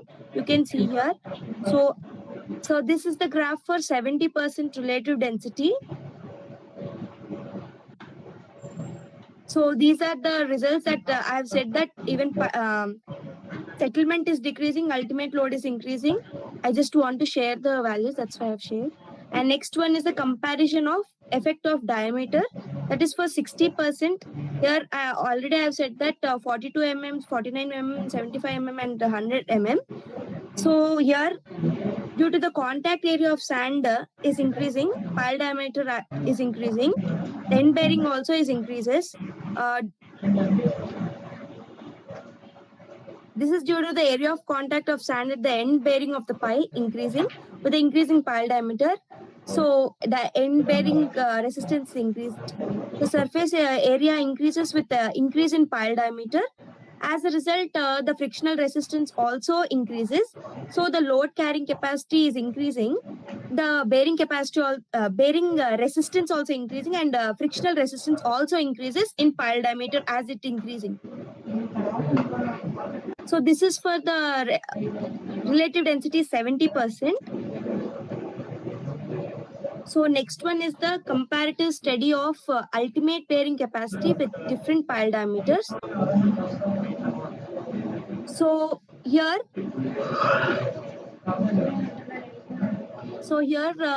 this is the 60%. It is observed that 60% is slightly the straighter line, but wherein 70% it is slightly steeper curve. When compared with 60 and 70, 70% curve is steeper due to increase in relative density and also with the pile diameter. So ultimate low. Sorry. So as the pile diameter tends to linearity at 60% at relative density of 70%. There's a steep curve for 70%. This is the comparison of pile capacity with different pile diameters. So in this test, I have conducted 32 load tests on single pile with different diameters actually and at different eccentricities. The test results were compared and conclusions were made. Ultimate load carrying capacity of pile is increased with an increase in pile diameter. Ultimate load carrying capacity of pile is increased with increase in relative density, and it is decreased in eccentrically when compared with actual loading pile. But when theoretically it is compared, 15% is increased with laboratory values. These are the references I have taken.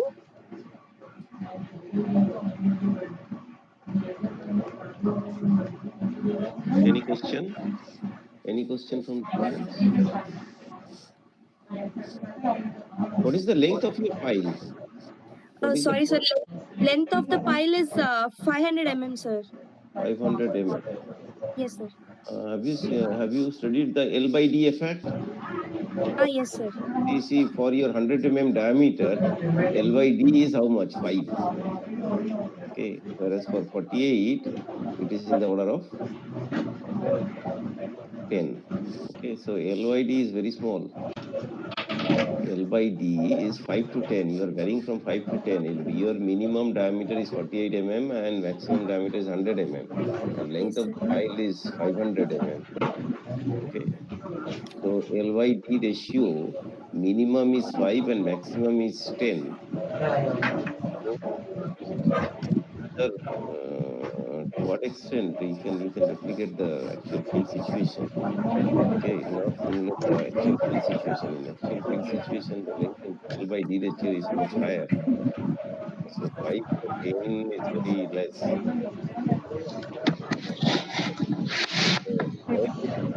while planning this type of experiments, you have to think of all these things. Okay. Anyway, lot of presentations, work has done, a lot of experiments have been done. Thank you. Shall we move to next presenter? Next is Raisa. Yes, sir. Can you hear, sir? Yes. Yeah, you can go ahead. Yes. And go ahead. Yeah, please. Please share your presentation. Okay, sir.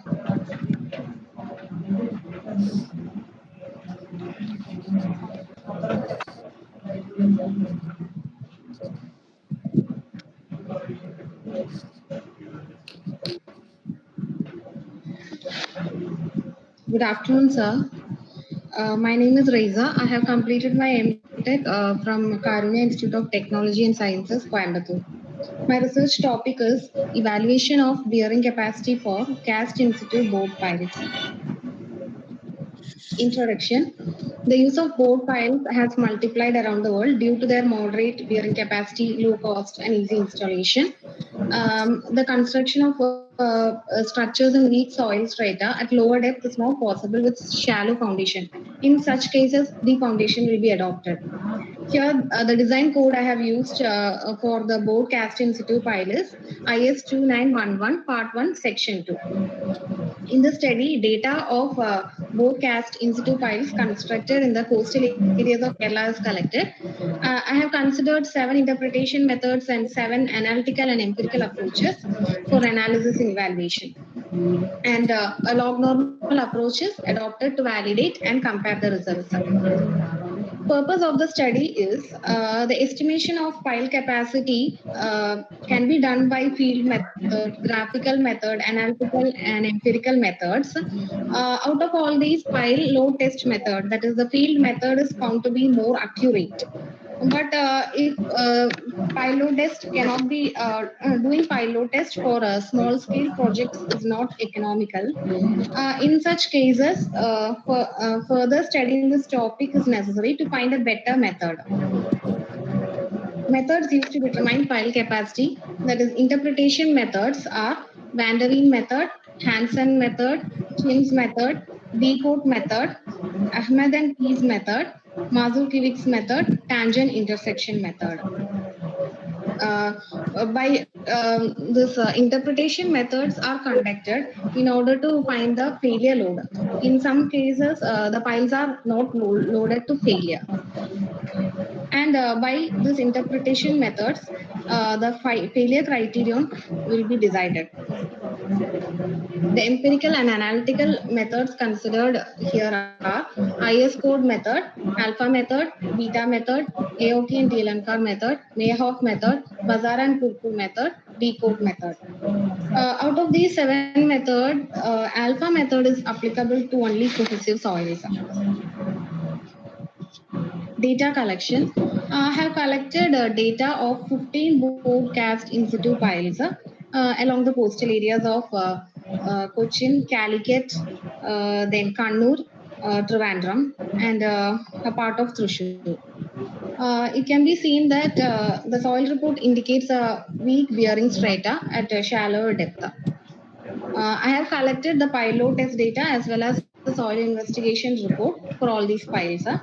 The sites in these areas are covered by laterite, silty sand, and clay soil. Proposed methodology is deciding the failure criterion by interpretation methods, proposing a new formula by trial and error, validation by log normal approach. So the proposed formula is for cohesionless soil, QU is equal to 60 NBAB plus 1.35 NSAS, and for cohesive soil it is QU is equal to 48 NBAB plus 1.2 NSAS. Study result.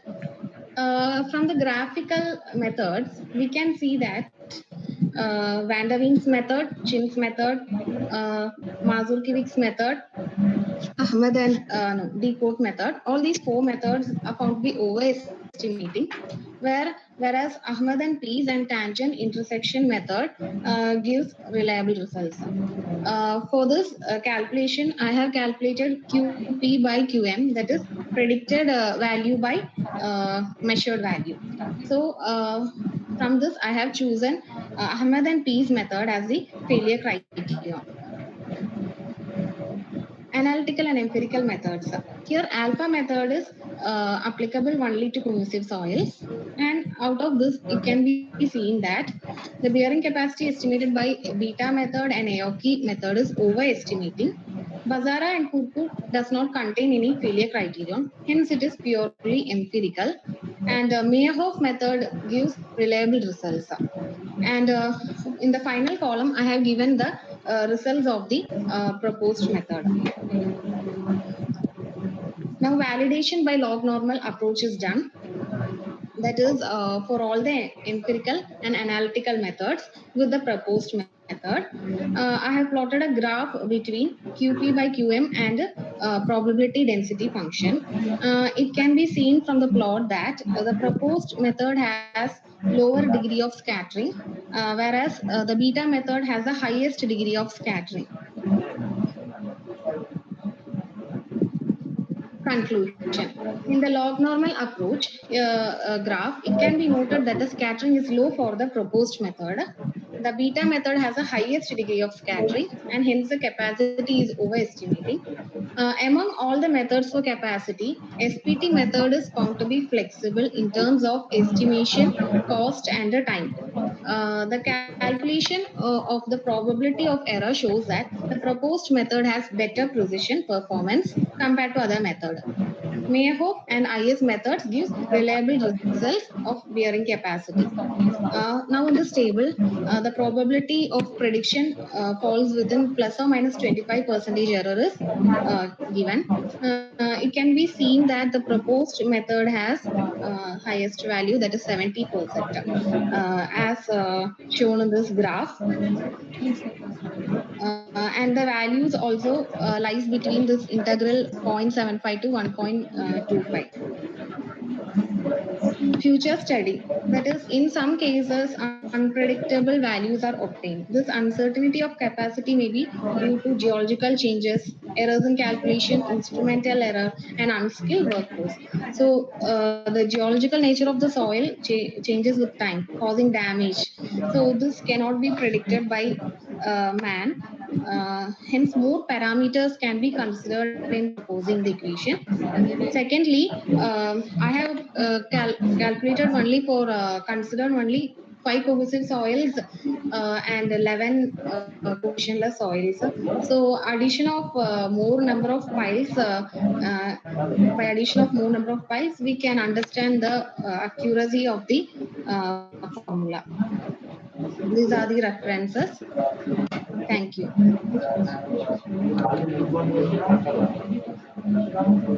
Okay, thank you. Thank you very much. Any question? Any question? What will be the variation happening due to this? Because these are data taken from different places. So, what is the soil condition effect in this study? How you have taken it into consideration? Sir, I have considered only cohesive and cohesionless. Nothing else. I have no other parameters I have considered. No, are the soil conditions are more or less same at all the sites? Yes, sir, more or less same, sir. Lateritic soils are there, clay and sandy soils. More or less, the soil conditions are same, sir. How you are saying that? Do you have any stratification? Any idea of the stratification at these sites? No, sir. I have collected only the soil data, only by looking the bore log report.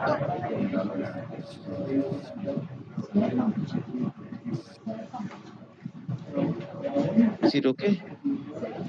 Dr. O'Neill, shall we Yeah, move to yeah, we will move to the next presentation. But all these things based on pilot test, or is it on the data? Your studies are based on pilot test performance. Yes, sir. Okay, fine. Yeah, we will move to the next presentation, sir. Oh, yes. Next speaker is Kirti. Kirti. Yes, sir. Am I audible? Yes.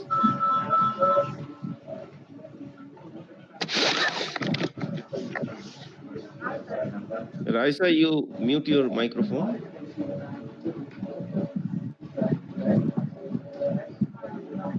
sir. Is it visible? Yes, it's coming. Yes. Okay. So, respected dignitaries and all the participants who have joined this session, myself, Kirti Sabu, a part-time research scholar from Division of Civil Engineering, CUSAT, and I'm guided by Dr. Benny Matthews Abraham, retired professor, Division of Civil Engineering, CUSAT. And my topic is effect of bentonite support fluid on pile capacity.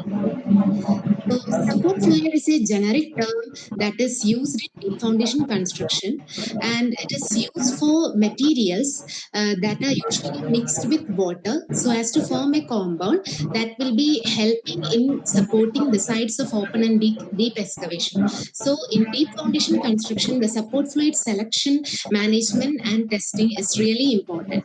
Usually we call this support fluid as muds or slurries, which are formed by mixing either bentonite or polymer, or we can choose a blend of this bentonite or polymer.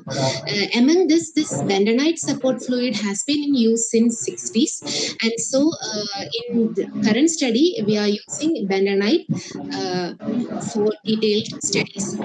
So if we are using this bentonite slurry, what happens is that if layer of filter cake will be forming in between or in the interface between soil and concrete.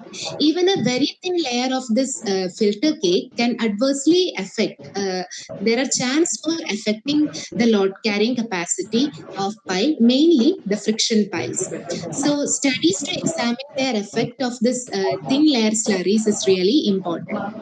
A lot of research work has been done in this area. Many national and international contributions are there, and some of the major conclusions made by them were that this then direct shear tests were considered as optimal compared to some large scale model test and all.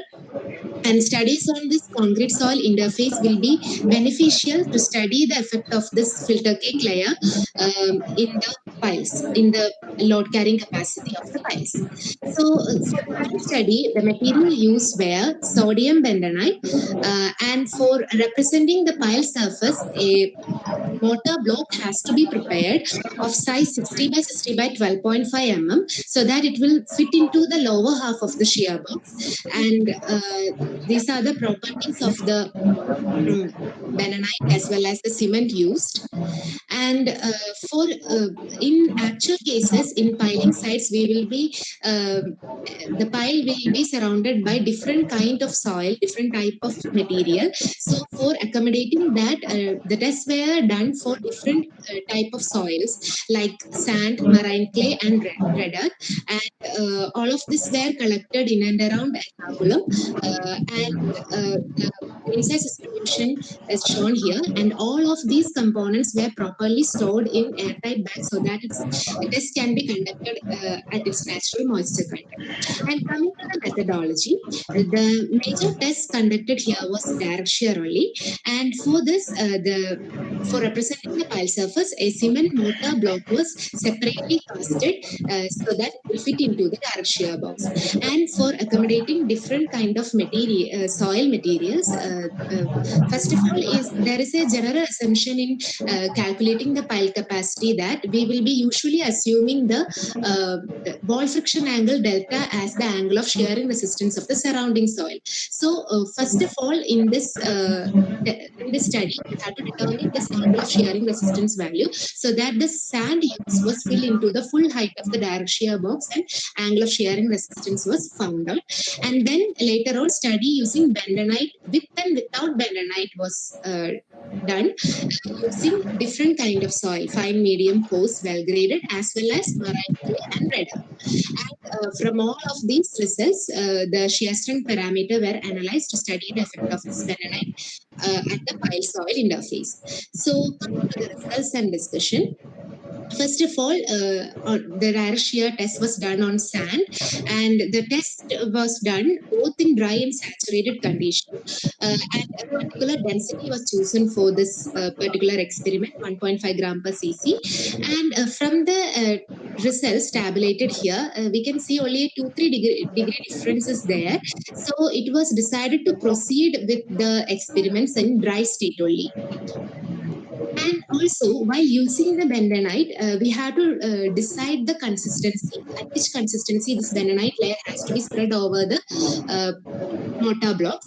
So for that, to determine that critical condition, the bentonite was mixed with several water contents, namely at liquid limit water content and water contents greater than liquid limit and water content less than liquid limit. And tests were conducted with medium sand and cement mortar blocks, and results are tabulated here. From this, it was observed that at 386% of water content, that means at liquid limit water content, the critical condition was obtained. So it was decided to proceed with the liquid water consistency. Now, the direct shear test was conducted with and without bentonite layer at the sand concrete interface. So these are the results of this test with sand only. So fine, medium, sand, the results are compared. The second row shows the test results with sand and cement mortar surface without bentonite in between. But the third row shows the values when the bentonite layer is spread in between the sand and cement mortar. So you can see there is a considerable decrease in the phi value. And the same test procedure, this graph is a compiled one which shows all the results. And see, this is the last bar diagram shows the results of the red earth, and there also considerable decreases observed. And for marine clay also, this type of test was conducted in direct shear box test. But the difference is that in all the other cases, angle of shearing resistance was compared, but for clay, the value of cohesion was compared. And for that also, while using the bentonite, much reduction is observed.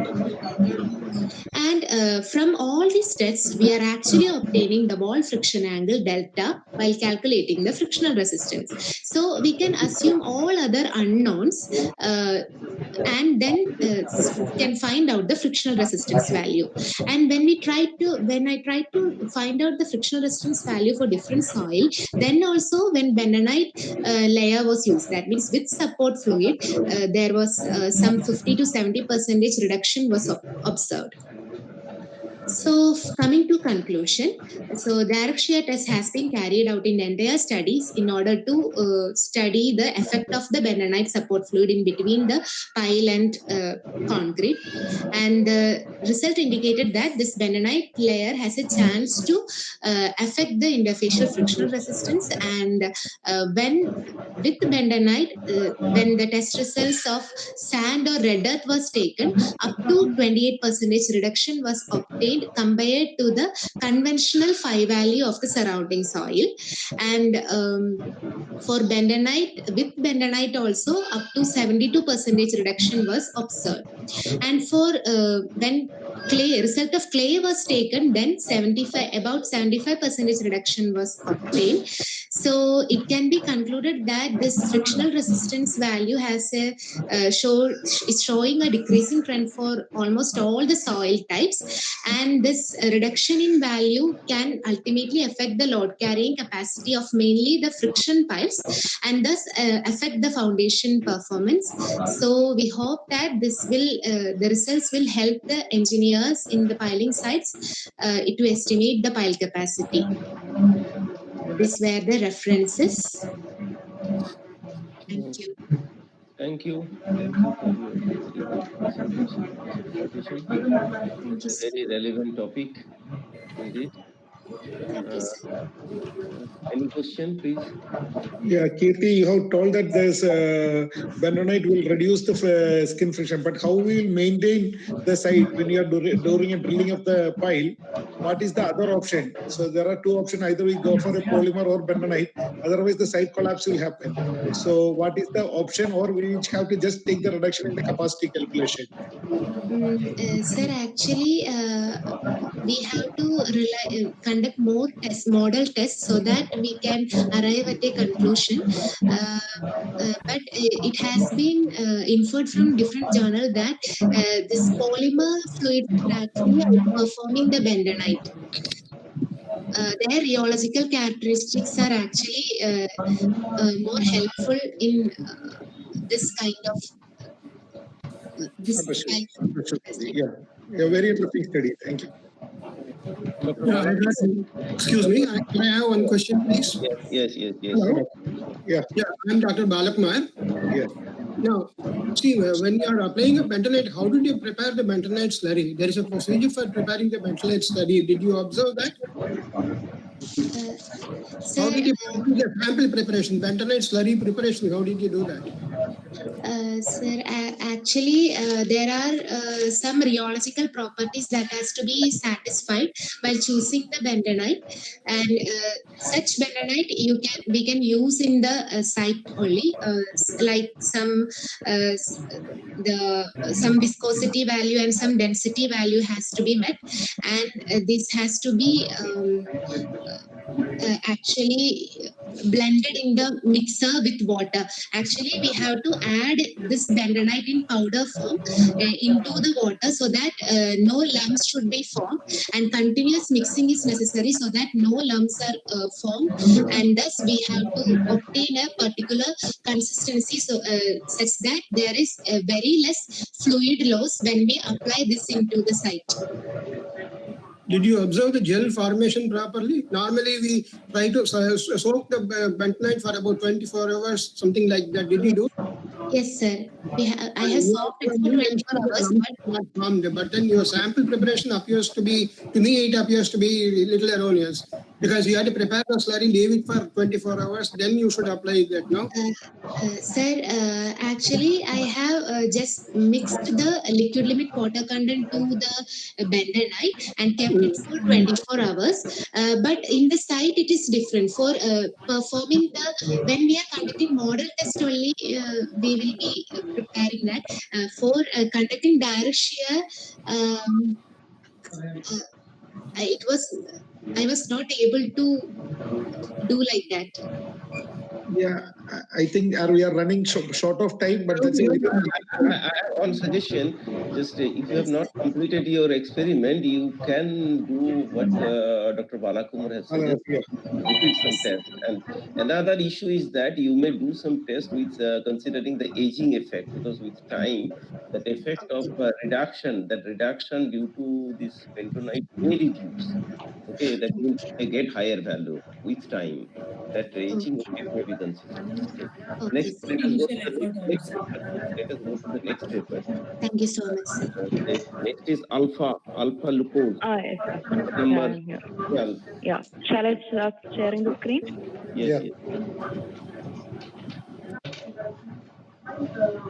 Others, please mute your this microphone.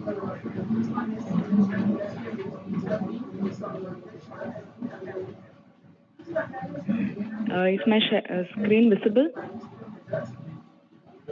Yes, you can go ahead.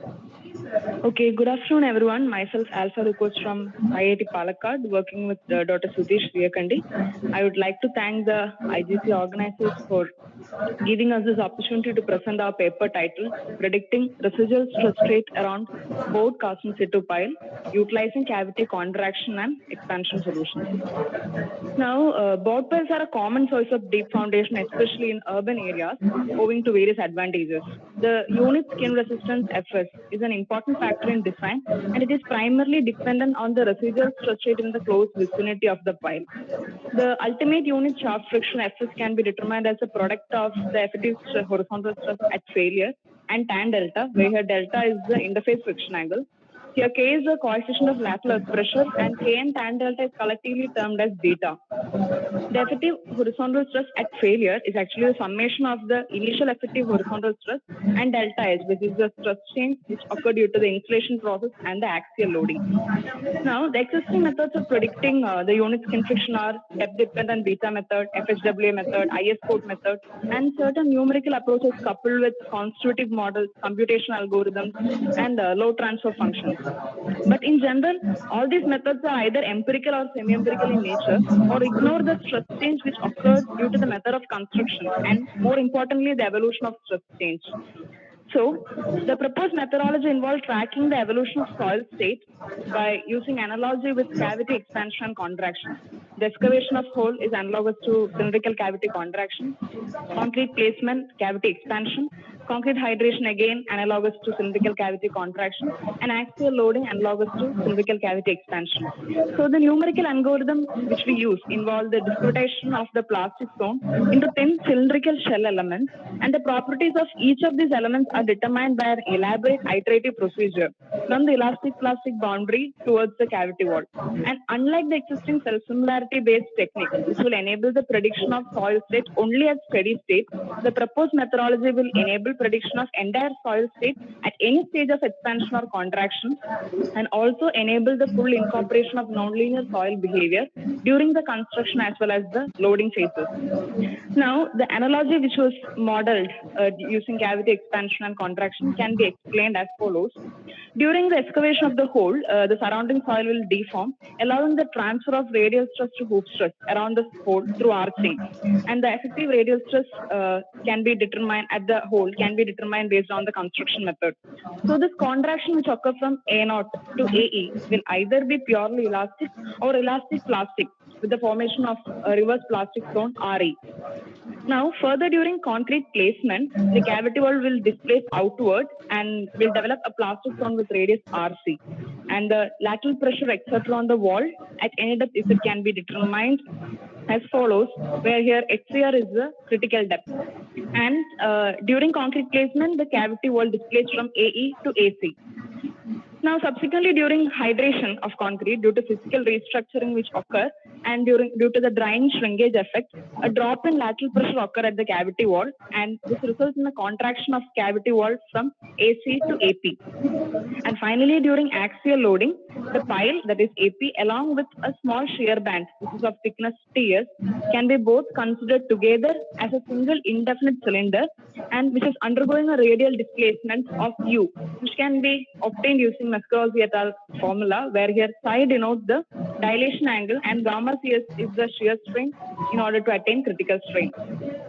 Now, only very few relevant equations which are used for the solution formulation will be discussed here due to time constraint. So initially, if we consider an element Ij, then the equilibrium equation for that element for a cylindrical cavity can be obtained as shown, where here sigma r and sigma theta are the effective radial and hoop stresses. And the Moore-Coulomb yield criterion for loading and unloading was adopted as shown, where here n denotes the flow number. To accommodate the variation of friction and dilation angle which occur in the plastic zone, Bolton model was used, and non-associated flow rule proposed by Chang and Salgado for Moore-Coulomb soils is assumed to hold true, where here Dij denotes the strain rate ratio. Now, considering the equilibrium equation and reverse yield criterion, the cavity pressure at beginning of reverse yielding can be obtained as follows. And the mean stress equation proposed by Davis was modified in order to accommodate in case of contraction. And here sigma r bar denote the average radial stress which occur in the element Ij. And an expression for inner radial displacement UI was also derived as shown by combining the flow rule and the logarithmic strain components. Similar expressions were also derived in case for expansion also. Now, two well-documented field load test results of board pile was used for validation. The first one is of Thiakandi et al. And there the soil in the site was predominantly sand with silt with the top layer of thin clay, and the water table at the time of testing was at 1.8 meter below the ground surface. And the second one was that of Vienna da Fonseca and Sandoz, where the pile was bored in saprolitic granitic soil, and the water table was very far below at 10 meter below the ground surface. And for both the predictions, shear band thickness of 5D50 was adopted. And as can be seen, the predicted range of beta values were consistent with the experimental results, which signify good predictive capability of the proposed approach. And as I already mentioned, unlike self-similarity based techniques, the proposed approach would enable prediction of stress rate around the shaft at any stage, that is, at the stage of excavation, during concrete placement, during concrete hydration, and finally during axial loading. And this is one of the predicted results of shaft TS2. And this method will enable the prediction of stress rate at any stage of construction as well as the axial loading. This will be very helpful for the practicing engineers. So, concluding my presentation, a semi-analytical approach using cavity expansion and contraction theory was utilized to predict the residual stress around board pile. the evolution stress state during different stages of construction, and finally the axial loading could be effectively captured as already shown. And unlike existing self-similarity based technique, the presented solution will enable prediction of soil state at any stage of expansion or contraction. And finally, the predictive capability of this proposed approach was validated by using experimental result of load test on both pile, and the predicted results were in good agreement with the experimental results. So with this, I conclude my presentation of our paper. Thank you. Thank you. Okay, very good study. Okay. Any question from the audience? Any question? How do you utilize this your result in the actual practice? In actual field scenario, if we have a boat pile, so suppose if in this case the boat pile diameter is around 0.1 or around 0.6, then whatever stress state which occur around in the vicinity of the pile can be tracked at any stage, whether it is excavation, concrete placement, or hydration, we can effectively track it. So finally, while we predict the unit skin friction, all this will be taken into consideration rather than using beta method or IS code method, which is empirical in nature. So this can actually capture what is happening in the field rather than just using certain empirical correlations. Okay. I have one question. So what will be the condition? Because this is for what type of soil? Because in certain times when you are doing the piling, instead of the contraction, it can be collapse, and then expansion can also happen during the boring operation. Yes, So, it depends upon the type of, it's very true, sir. Depend upon the type of the soil. So what happens is when we initially model, we can model different types of soil. That is, whether it is C5, we can give the different parameters as input. The different parameters of the soil, including the shear modulus, will be given as the input. So if collapse happens, it can also be captured using this model. Okay, thank you, Alpha, for the presentation. So 1 minute, Dr. Anand, can I have one more clarification? Yeah, please. Here. Ajay, do you apply cavity expansion theory for piling? Cavity expansion theory in? Piling? Because problem is cavity expansion theory is based on something like a stone column or something like where there is a pressure that it takes place that generates the load. That is there a cavity expansion comes into the picture. Whereas in your case, if there is going to be a gap between the pile surface and the soil, even if it is 1 millimeter or half a millimeter, pile will not generate the friction. So the friction effect will be zero. Then how do we get the capacity? Sir, pile capacity basically depend upon either the skin friction or at the base friction, right? Base And there will be a certain quantum of friction it should mobilize. But once there is a gap between the pile surface and the soil, friction will not generate. Sir, when we cast or when we make a board cast in situ pile, the general assumption is that the concrete will be in direct contact with the soil.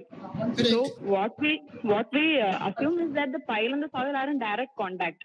So suppose if here is the contact between the pile and the soil, then from there up to whatever point we require, we can know. For example, if at say 2 meter distance from the location where the boring has happened, does this boring has any effect, or does the concrete placement or loading has any effect? We can effectively predict. Okay, then at this stage I may not be able to get in detail, but I would still prefer to have a detailed discussion because there seems to be some lacuna in this. Because cavity expansion we normally don't use in piling because pile and soil they don't get separated. It depends on the installation mechanism. If I am driving the pile, it's a displacement. If I am boring it, it is a replacement. So the question is the type of a theory, type of behavior, and pile soil interaction, it is totally different. Sir, in this we are not actually modeling the pile soil interaction. We are predicting what is happening when the excavation or the concrete placement or hydration or the loading occurs, rather than a pile soil interaction. We are trying to predict what happened between there. Yeah. It is okay. Okay. Now it needs a lot of detailed discussion. At this stage, it's very difficult. Okay. Thank you. Okay. Thank you, Balav. Let us move to next speaker. Next is Gautami. Gautami, paper number 14. Yes, sir. Yes. Gautami. Share your screen.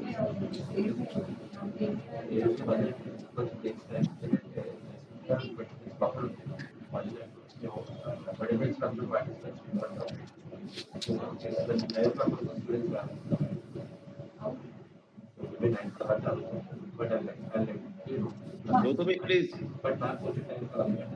Please share the screen. Yes, sir. Sir, is it visible, sir? Yes. Good evening, everyone. My name is Gautami. I'm working under the guidance of Dr. Kalli Srinivas and Professor Emma Madhav. My research topic is estimation of mobilized shaft resistance of board piles using pile load test. These are the contents which I'm going to cover in this session: and introduction, literature study, objective analytical background, methodology, results and discussion, conclusions. Coming to introduction, in general, piles are the vertical members which are used to support the heavy loads when the surrounding strata. Sir, is it audible, sir? Yes, yes, you can go ahead. You can go ahead. Okay. Piles are the vertical members which are used to transfer heavy loads to the deeper level when the surrounding soil is weak. In the design aspects of pile foundation, there are two major things which are load carrying capacity and pile settlement.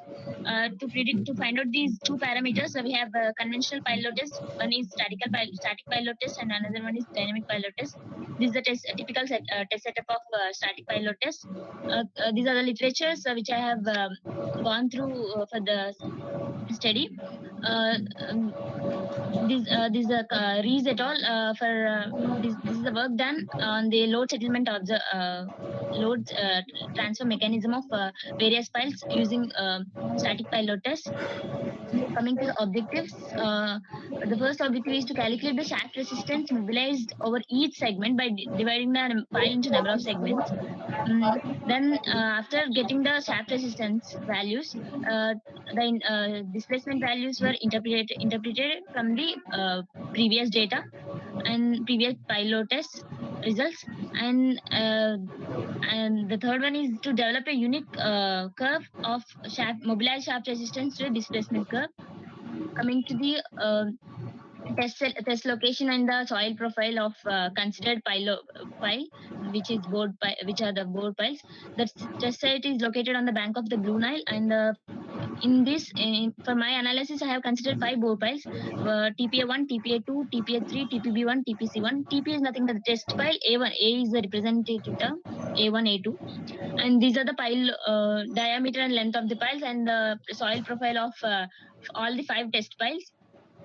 The first layer is clay sand, and followed by high plastic clay silt, then low plastic silt, silty sand, poorly graded sand, and low plastic clay.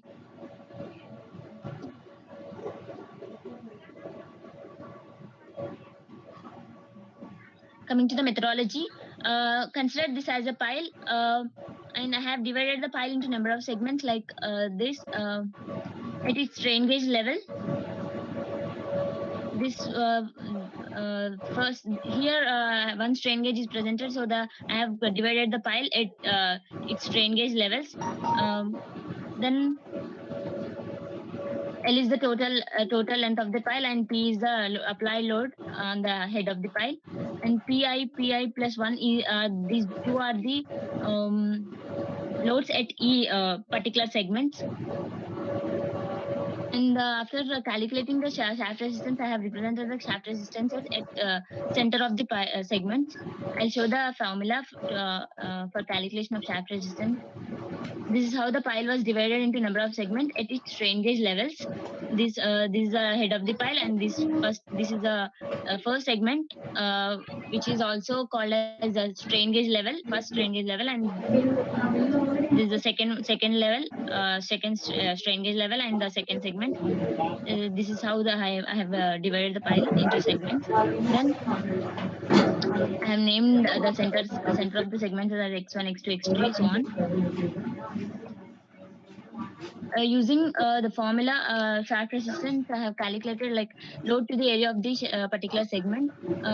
First, initially I have divided the pile into number of segments, and I have subtracted the loads at each succeeding levels of loads, and then I have divided the load with area of the particular segment. So, then I got the shaft resistance value at particular segment. This is nothing but tau I. Tau I is nothing but the shaft resistance of ith segment, and pi is nothing but the load at particular segment. This is a loaded following or succeeding segment. AS is nothing but the circumferential area of the particular segment. To calculate the AS, the formula is pi dl. The d is the diameter, L is the length. And after calculating the shaft resistances at each segment, the graphs were plotted to the shaft resistance to depth curves were plotted, and then and represented in the results and discussion chapter. This is the TPA1 test file. These are the applied loads 21.6, 43.3. These are the applied loads which are applied on the top of the pile, but that is nothing but the head of the pile. And these are the shaft resistances calculated using the formula tau is equals to P by load by area. And they're represented in the center of the segment. As you can see that 0 to 1 is the one segment, and the 0.5 is the center of the segment, and I have shown the shaft resistances here. This is for various number of loads, number of incremental loads, 21.6, 43.3, like that. This is the behavior of shaft resistance along the depth of the pile. And maximum shaft resistances were observed mobilizing in this segment 1, so first segment only. And as the depth decreases, the shaft resistance is also decreasing. Coming to the remaining 4 test files, that is TPA1. These are TPA2, TPA3, TPB1, and TPC1. The first one is TPA2. In this one, similarly, using the same using the formula of load to the area formula, I have calculated the shear stresses, then plotted the graphs representing in the center of the segments. Then for various applied loads, the shear stresses are changing, mobilizing in the first segment only in the case of TPA2. And in the case of TPA3, random behavior, like the stresses were decreasing in the from first segment to second segment, and from second segment to third segment, the stresses are increasing. And following in the following segments, the stresses are decreasing. And then in the TPB1, the maximum stresses are taking place in the first segment only. In case of TPC1 also, the magnum stresses are taking place in case of segment 2. And these are the shear stress depth curves obtained from by dividing the pile. Then the settlements were taken from the static pile load test results. These results were taken from the previous data.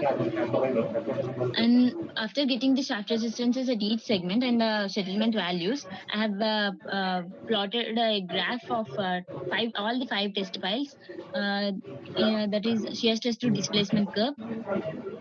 This is from this curve, I can say that up to 40 kPa shear stress, the low the stress values are changing linearly with respect to the displacement values.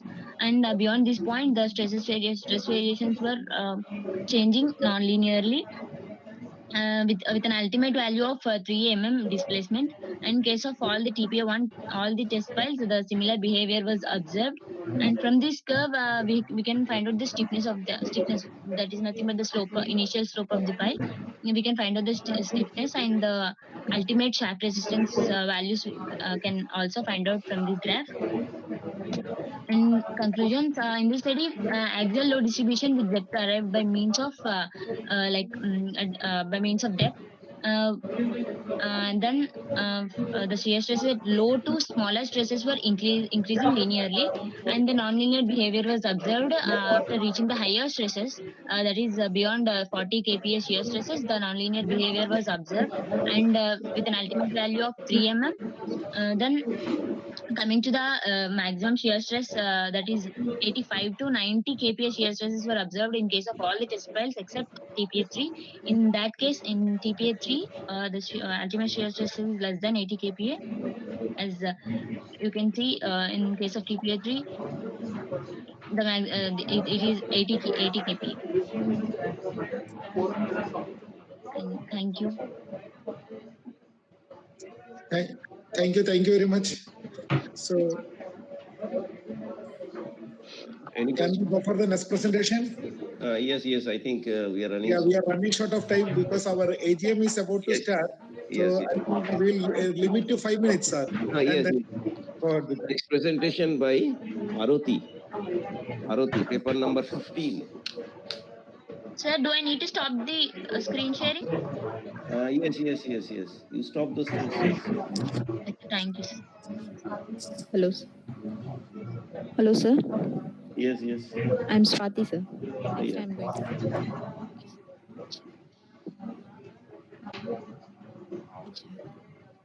Proceed. Okay, sir.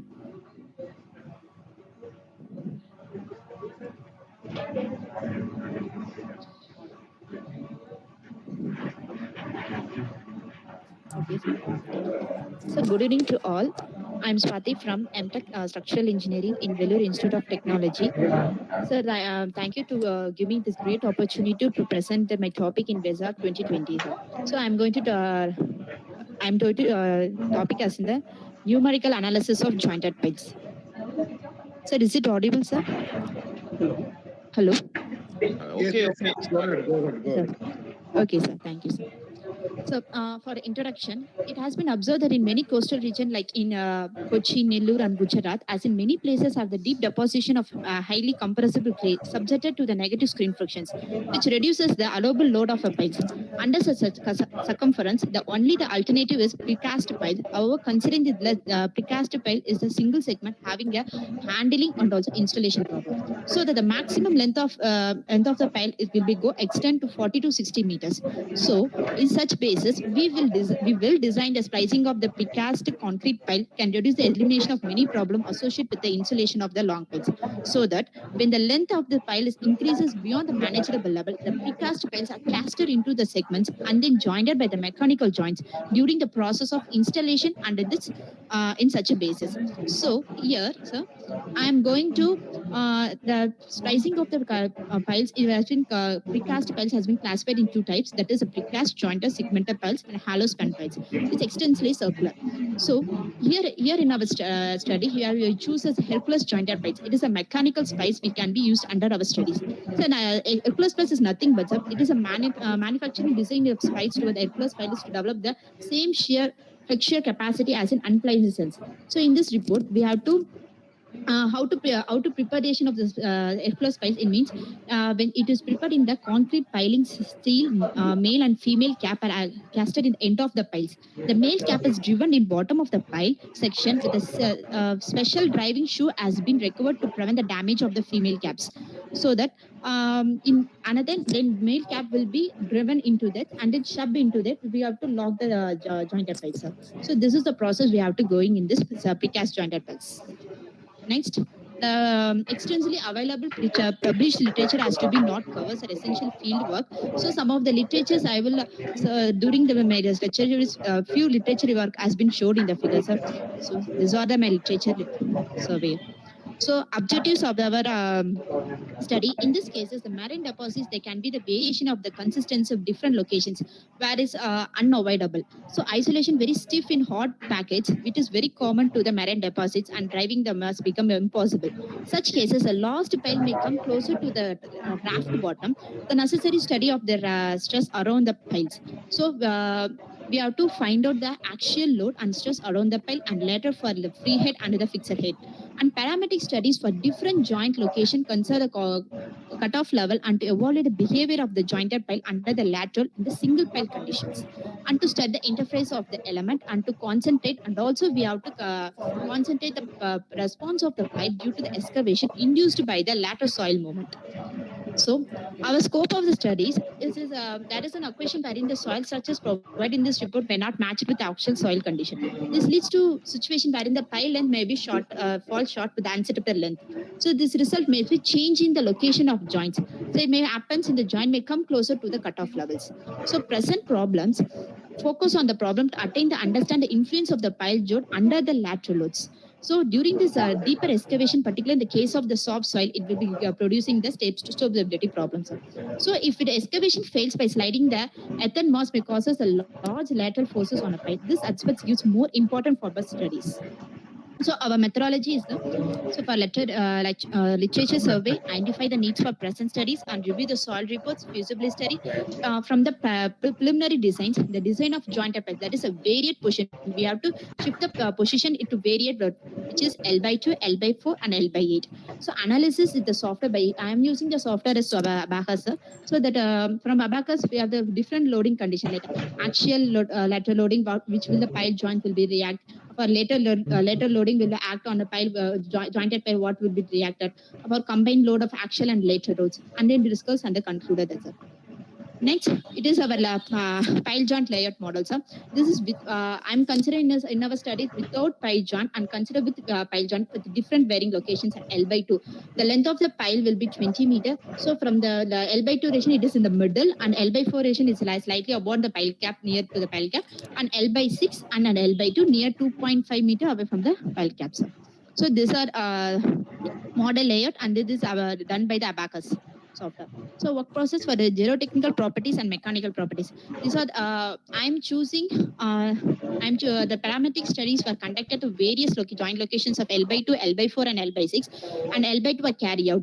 So the series 3-dimensional finite element analysis was performed in the single free head jointed piles in the homogeneous and also stiff clay under medium sand conditions. So from that analysis, the study has been carried out for the load increment of combined effect for axial and lateral load. The ultimate vertical load was considered in the approximate end value of the Mayer of expression, compresses calculated as 1000 kilonewton, and consider the corresponding lateral loads were considered as 5% of the axial loads. So these are the loading conditions we have to prefer in our projects. Next, we have analysis the pile joint layered by the Abacus software. For this Abacus software, the assembling we should model it for 3-dimensional modeling. So jointed with has carried out the finite element analysis by using Abacus 6.44. The soil and pile pattern model 8-node brick element of soft strata having the 3 degree freedom of translation with respect to cooperation of each other. So it comprises the still of creating the soil, creating the soil, individual pile and joints. So the interaction between this conducting surfaces will be two components, that is normal, and this another one is tangential. In the context, this contains applied in the Abacus, which the clearance between two surfaces will be 0. The surface is separated with the contact surface. Between the two surfaces becomes 0 and negatives. The surface reference as a hot contact. And then the boundary conditions. The fixed boundary condition is set up for bottom sides. Such region may constraints to remain fixed at the 0 displacement and rotation during the stimulations may have a specific for the 0 displacement and rotations. Then we have to for the as meshing. In the model, the meshing we use the structural pattern meshings. So for considering this care should be taken optimize the mesh size as to be reliable result. So the global meshing size for a pile is 0.5 and steel we have considered is 0.06 and the soil it is 2 up. Then it is output result. The visualization model is provided in the graphical representation of finite element model. Next, we are more going to the result and discussions. So load settlement, we have to find out the load settlement curve and the shaft stress of jointed pile in both medium dense and also the stiff lay conditions. So in the actual load conditions, we have to the figure shows in this the graph indicates the joint in the middle portion of the pile. The load settlement response is very small when compared to the pile without a joint in the case of medium sand dense condition. But in the case of stiff clay condition, it will be very larger. So perhaps because in the stiff clay condition, the excess pore water pressure and the remolding effects leads to the temporary loss of the shear stress. The capacity of the single pile did a numerical analysis when compared to the jointed piles. The medium sand shows the percentage variation of 25 mm deflections and we have to take in the 12 mm deflections. So that under the ideal settlement, the reductions of load under the 40%, the joints may move to the L by 4. This behavior indicates the joint is come closer to the ground capacity of the pile, reduced at a 25 mm, and the percentage of variation is much higher than a 12%. This makes leads to the low friction and the higher displacements. Next, we have for load settlement curve for the lateral load piles. For lateral load, in this graph shows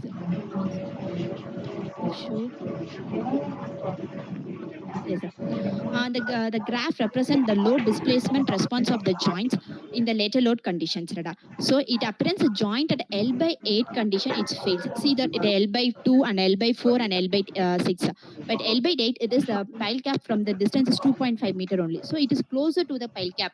So if we apply the lateral load on this side, it will tends to fail and reduce the stiffness of the joints or joint systems. At any load deflection, when the joint is come closer higher, then a deflection with the joints and center portion similar the behavior when observed in the case of stiff-like conditions. At 5 mm deflection, the very little changes will be occur. See, there is a 5 mm condition, it will be the very little changes occur in the load deflections. So move on to if it is a combined load condition, that means vertical load under the 5% of vertical load, that is a lateral load conditions.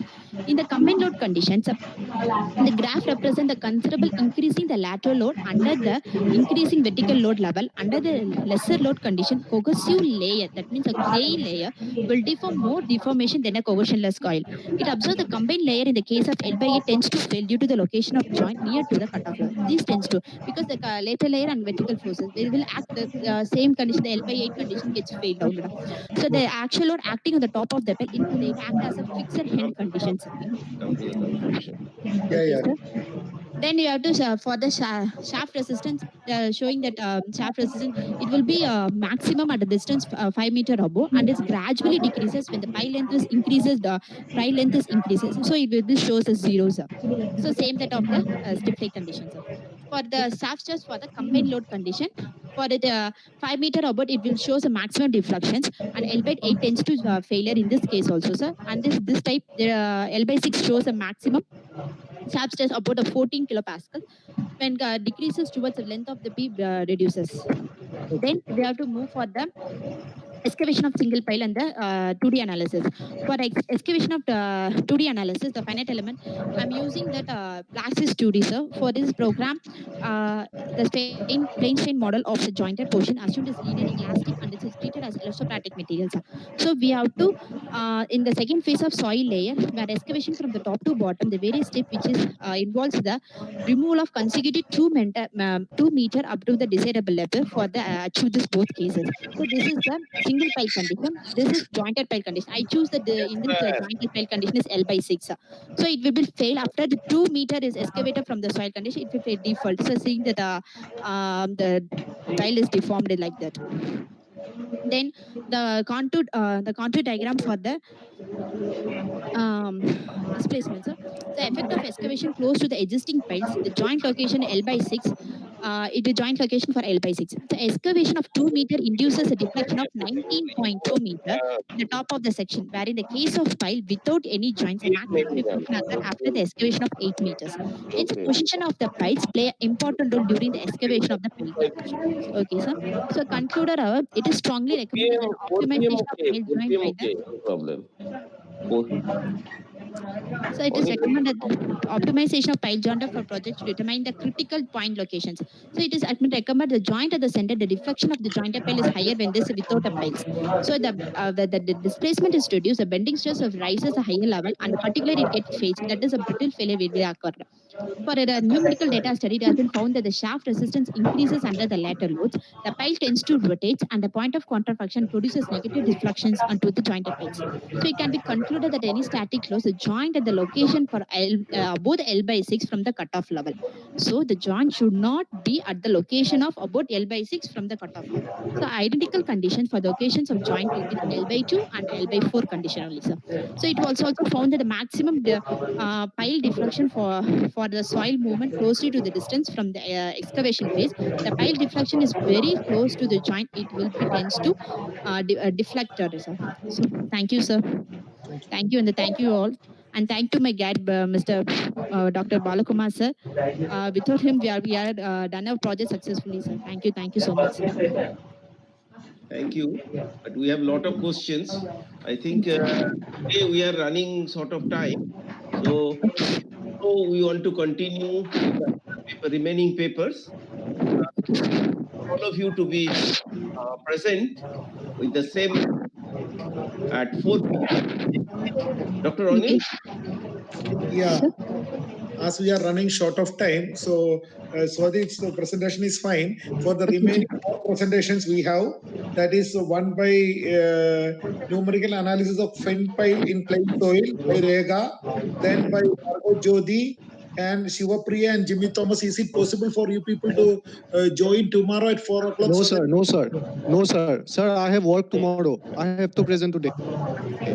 I have taken CL for today. Sir, please let me give me 3 minutes. I will present it within 3 minutes. Bhargav Jyoti. Give me 3 minutes, sir. At the same time, tomorrow I have one more presentation, sir. So I would also like to finish it today. I'll finish it quickly, sir. This is Shiva Priya. Okay, so Bhargav, Chair, I think we have to be fair to the people because they have done so much of hard work and they have come out here to do the presentation. So, session coordinator Ravi, can we continue? Sir, I'm Rajiv Modak, sir. 3 minutes only, sir. Yeah. Sir, so I'm now Rajiv can we reduce this and Bhargav, can you do it in 3 minutes, 4 minutes time? Yes, sir. I can do it. I can do it, sir. Okay, then go ahead. Okay, I mean, let us try. Some of the sessions actually already closed, so we will try. Okay, but the AGM they're waiting otherwise. Okay. Yeah, Ravi, if you want to join AGM, you can do that. Continue this. Okay. Is my screen visible, sir? Yeah, visible. Go ahead. Hey, go ahead. Good evening, everyone. My name is Bhargav Jyoti Bora. I'm a PG student of Department of Civil Engineering, Assam Engineering College. My topic is genetic algorithm-based optimization and design of pile foundation. Pardon me for being too fast. Through my research, I have aimed to develop a software which would allow users to obtain optimized pile design for a particular superimposed load and supporting soil conditions. This soil will be stratified, obviously, along with an estimate of work which would add to the user's capacity to judge a design. The pile methodology that we all are familiar with needs the user to work with a number of trial designs, being confined to a particular set of parameters for a single trial. So one trial, we have to do it again and again, changing the parameters again and again. And a number of checks has to be done to the design obtained so that we get an ultimate design. So then again, there is a practical consideration of cost. This traditional process causes delay in the design and selection process. Most of the times, the design is conservative but far from economical. But in the optimized design process, the time consumption is heavily reduced. Geotechnical and structural design checks can be done at one go. At the same time, the user can use a large number of parameters for design and get an optimal design in a limited amount of time.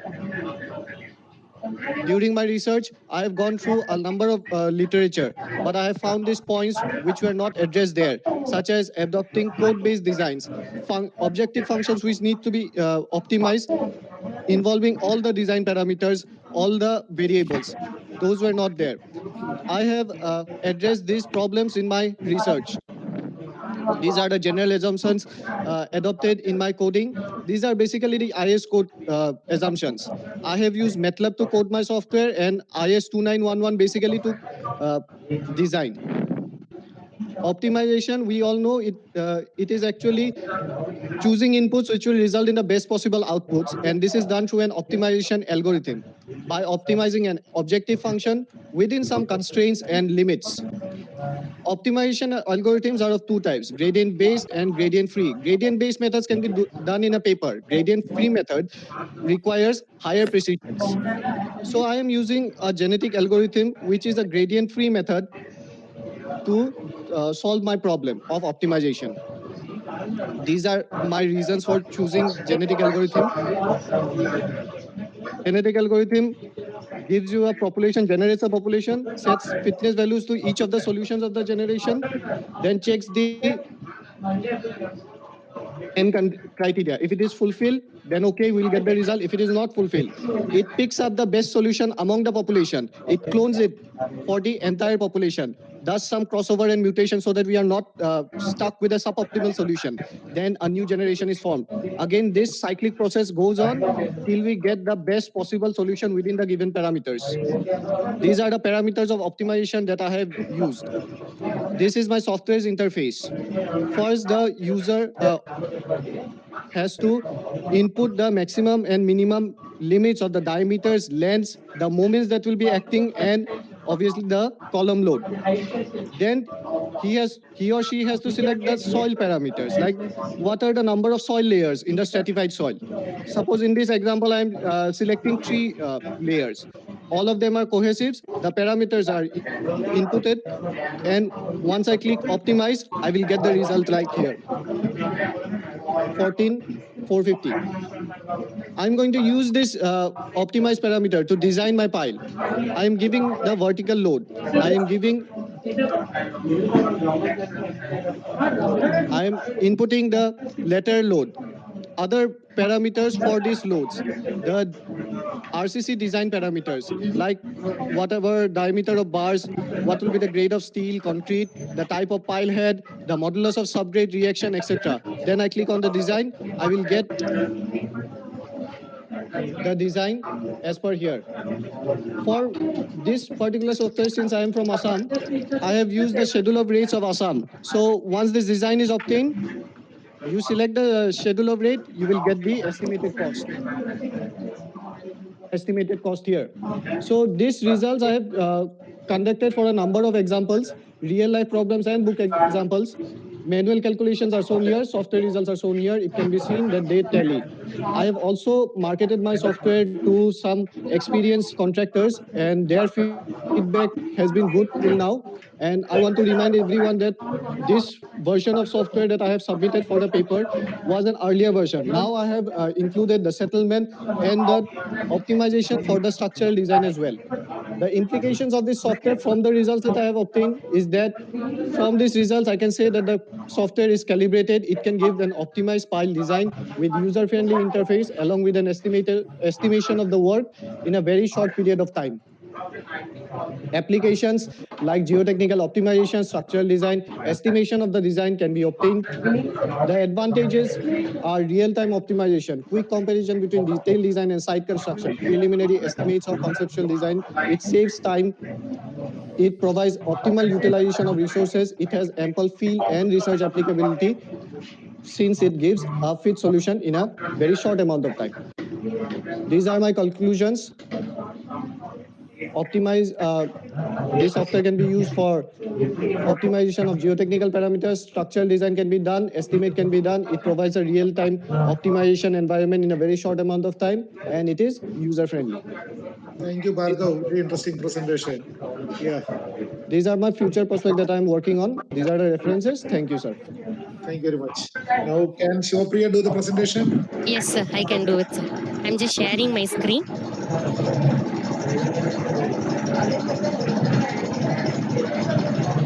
Hope I'm audible, sir. And my screen is visible. Yes.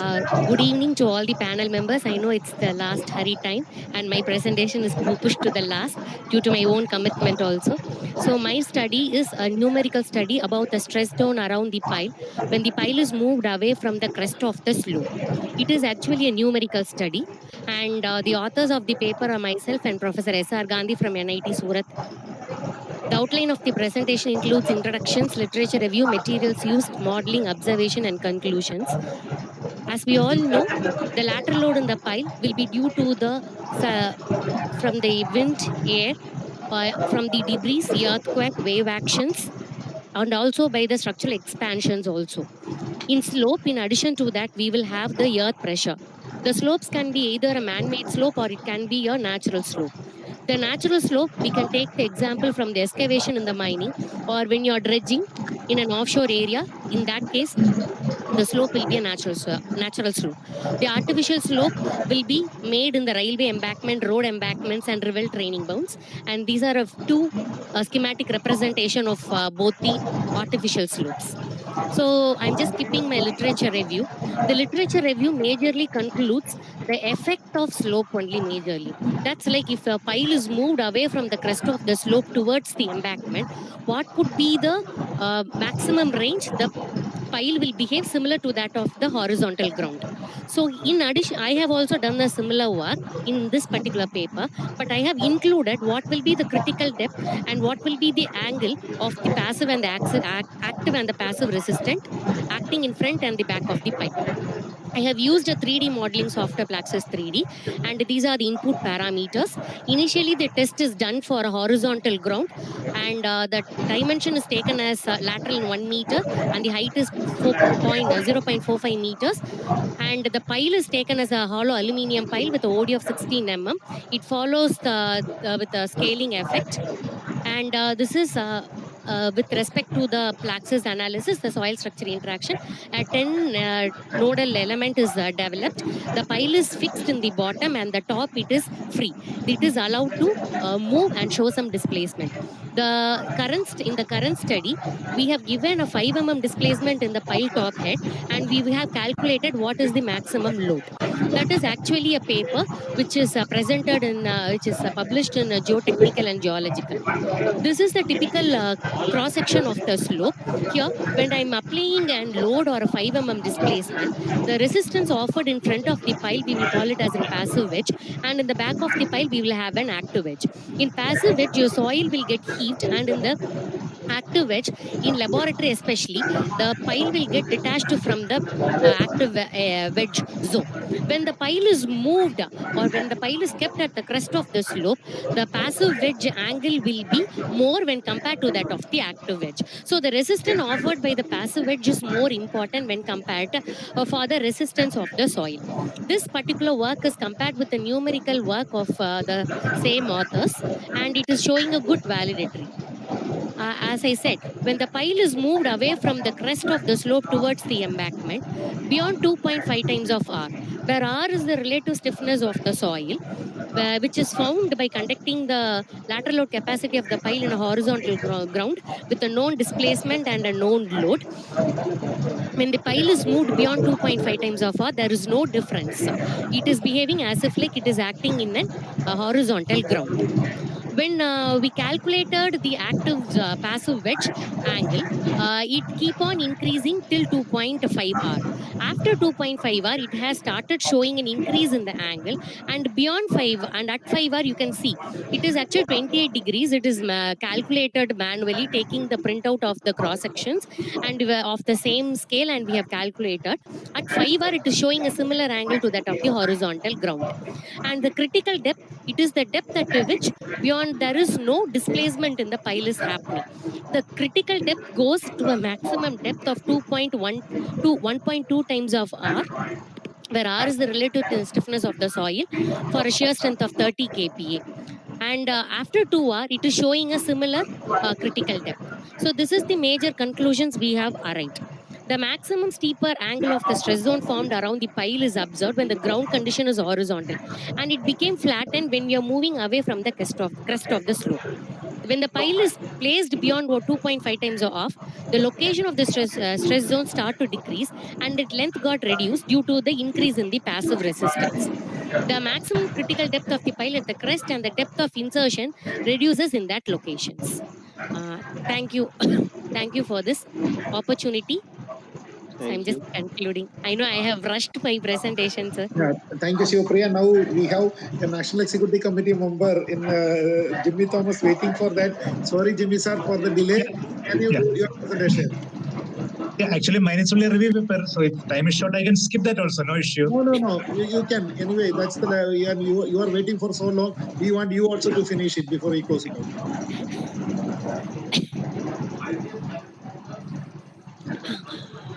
Shivapriya has to, yeah, Shivapriya has to stop screen sharing. Yeah. Jimmy sir, over to you, sir. And sorry for the delay.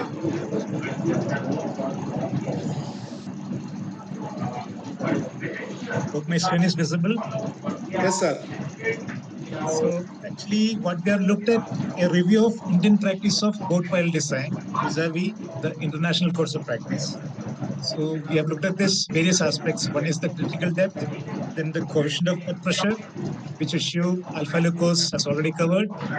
Then the minimum depth of embedment into a bearing stratum, and if there is a weak stratum below that, what is the effect? So critical depth, we are familiar, so I'm not going to the explanation. Basically, in the 1960s and 70s, many experimental investigations, mostly laboratory tests and some field tests also, from from that only the concept came out, and it came into the textbooks and many codes and design guidelines actually. Later on, many researchers found that this is a sort of a myth actually, like this is not a like a real valid concept. So like here we can see some of the explanations also they have given, like why the end-bearing resistance as well as friction resistance appear as if it is becoming constant after a certain depth actually. So these reasons are there. See, more important is the conclusion, like summing up. See, the present thinking seems to be that the limiting values of unit skin friction or end-bearing resistance, it does not exist actually. The critical depth does not really exist, but the rate of increase of skin friction or end-bearing resistance decreases with depth. That is there actually. So also most of the modern methods of pile design like ICP method, API method, FHWA, they don't recommend use of critical depth. So possibly it is time for us also to have a relook and probably give up this notion of critical depth. We can have a limiting values depending on the soil strata or the pile test results, not really the critical depth. In second aspect, we have looked at coefficient of pit pressure for both piles.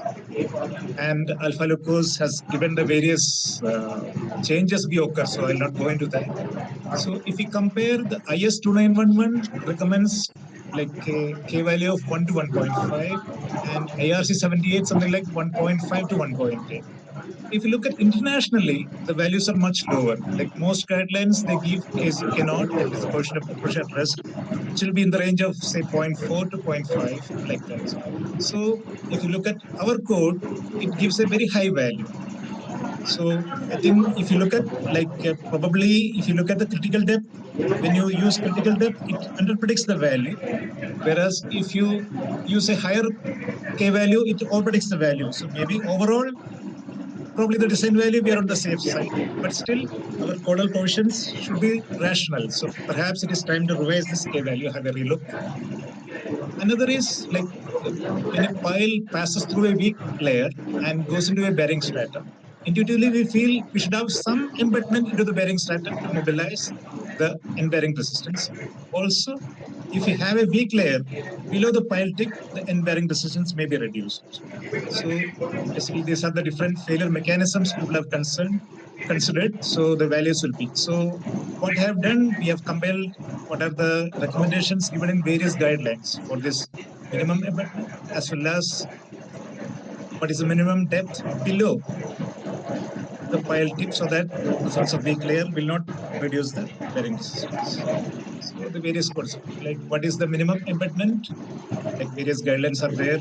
Like some codes just say like we have to check the effect of weak layer. They don't give a specific value. There are some guidelines give specific values.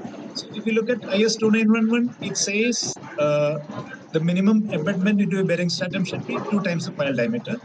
So if you compare, it seems more or less reasonable like that, except maybe the Meyerhof.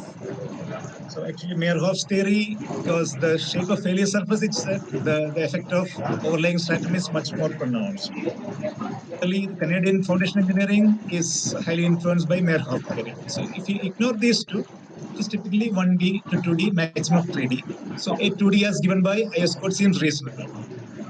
IS code does not have a provision like the reduction in bearing capacity due to a weak layer below.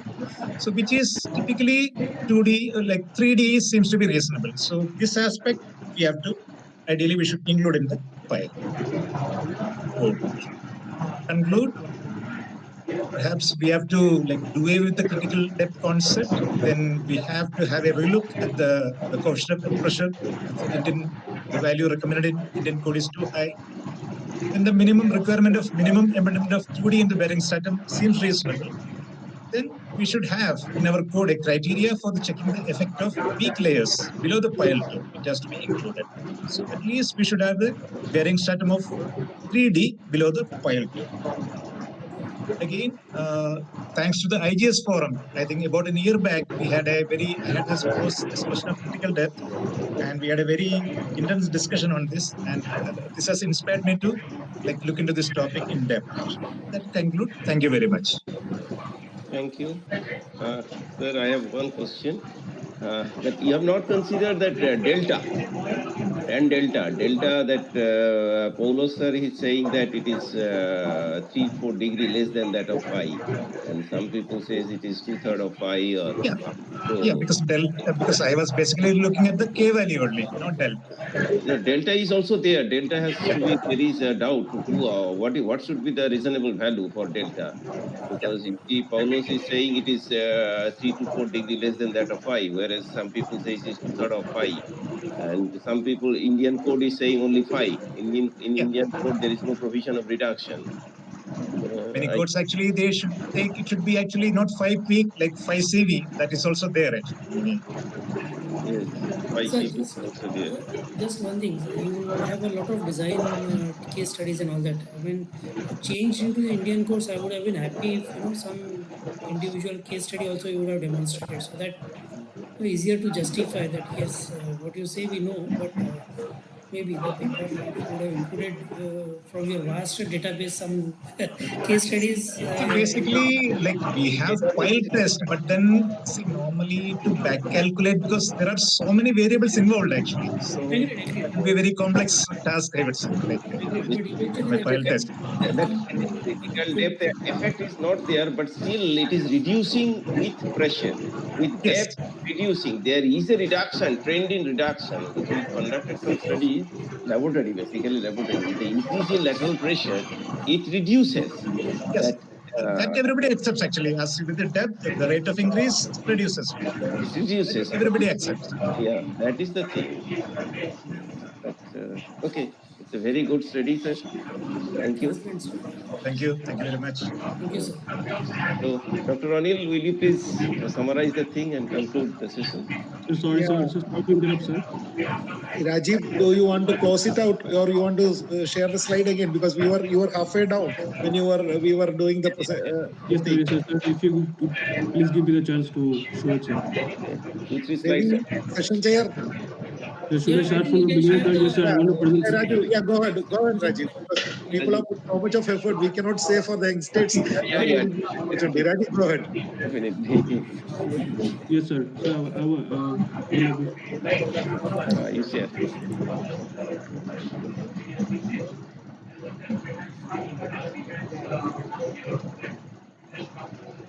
Come to the last 3-4 slides. 3-4 slides are left. Yeah. Should I start from the results and discussion, sir? Yeah. Make it full screen. Yes, sir. Yeah, Rajiv. You explain this last slide onwards, Rajiv. Sir, should I start it from here, sir? Yeah, fine. Go ahead. Okay, sir. Thank you, sir.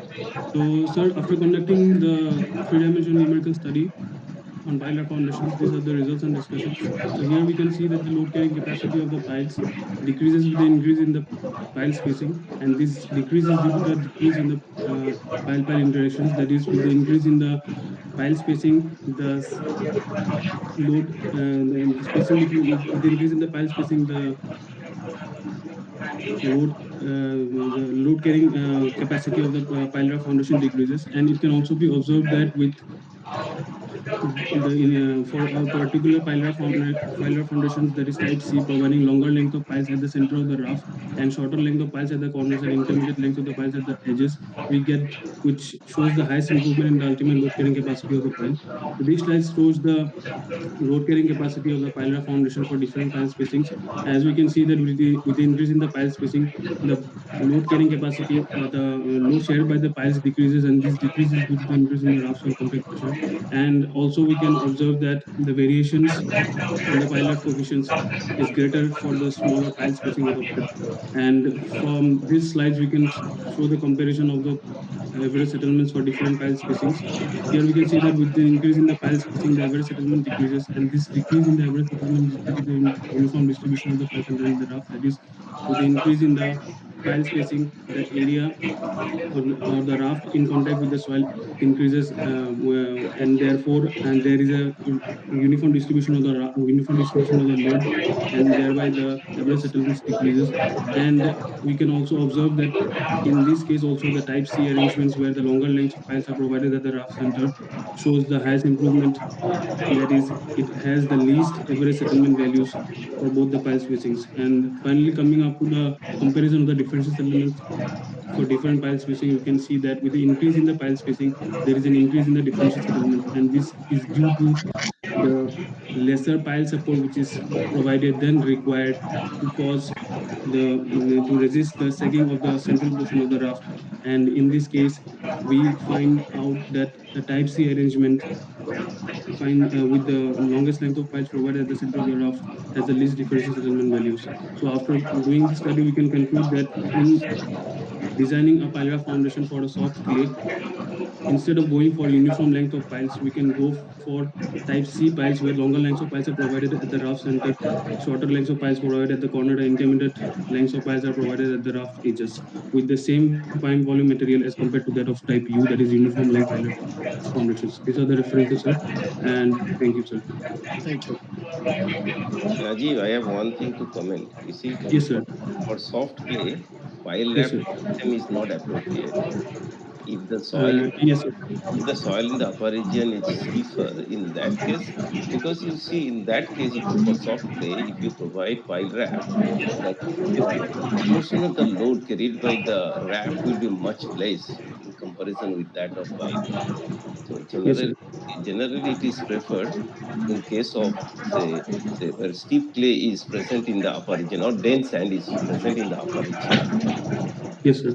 Keep it. Sir, sir, if I can say, actually, there, according to Poulos, 2001, he has mentioned that it is not that much feasible for a soft clay, but there has been literatures where successful attempts has been made on pilar Practice. foundation on the road. After practice, model studies may be carried out, but Yes, sir. I'm thinking about the practice. Okay, sir. You have to think of when you plan a program, na, you have to think about the reality. That is the thing. Thank you. Okay, sir. Thank you, sir. Thank you, Rajiv. So, Yes, sir. Please.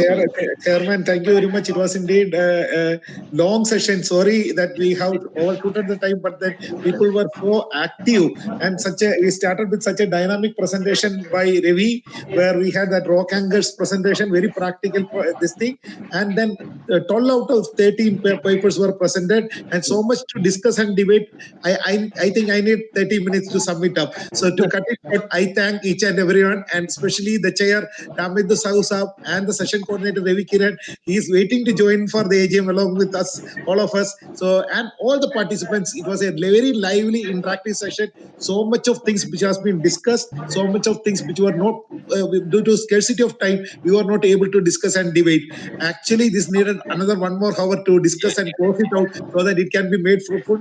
Chairman, very much you have clearly pointed out that many of these are theoretical now, and the importance of deep foundation has been very much pointed out by the interest shown by all the participants in these presentations. Thank you very much. And again, I would like to thank the Indian Geotechnical IGC 2020 organizers who has given us this opportunity to be part of this program. Thanks a lot from the coaching side.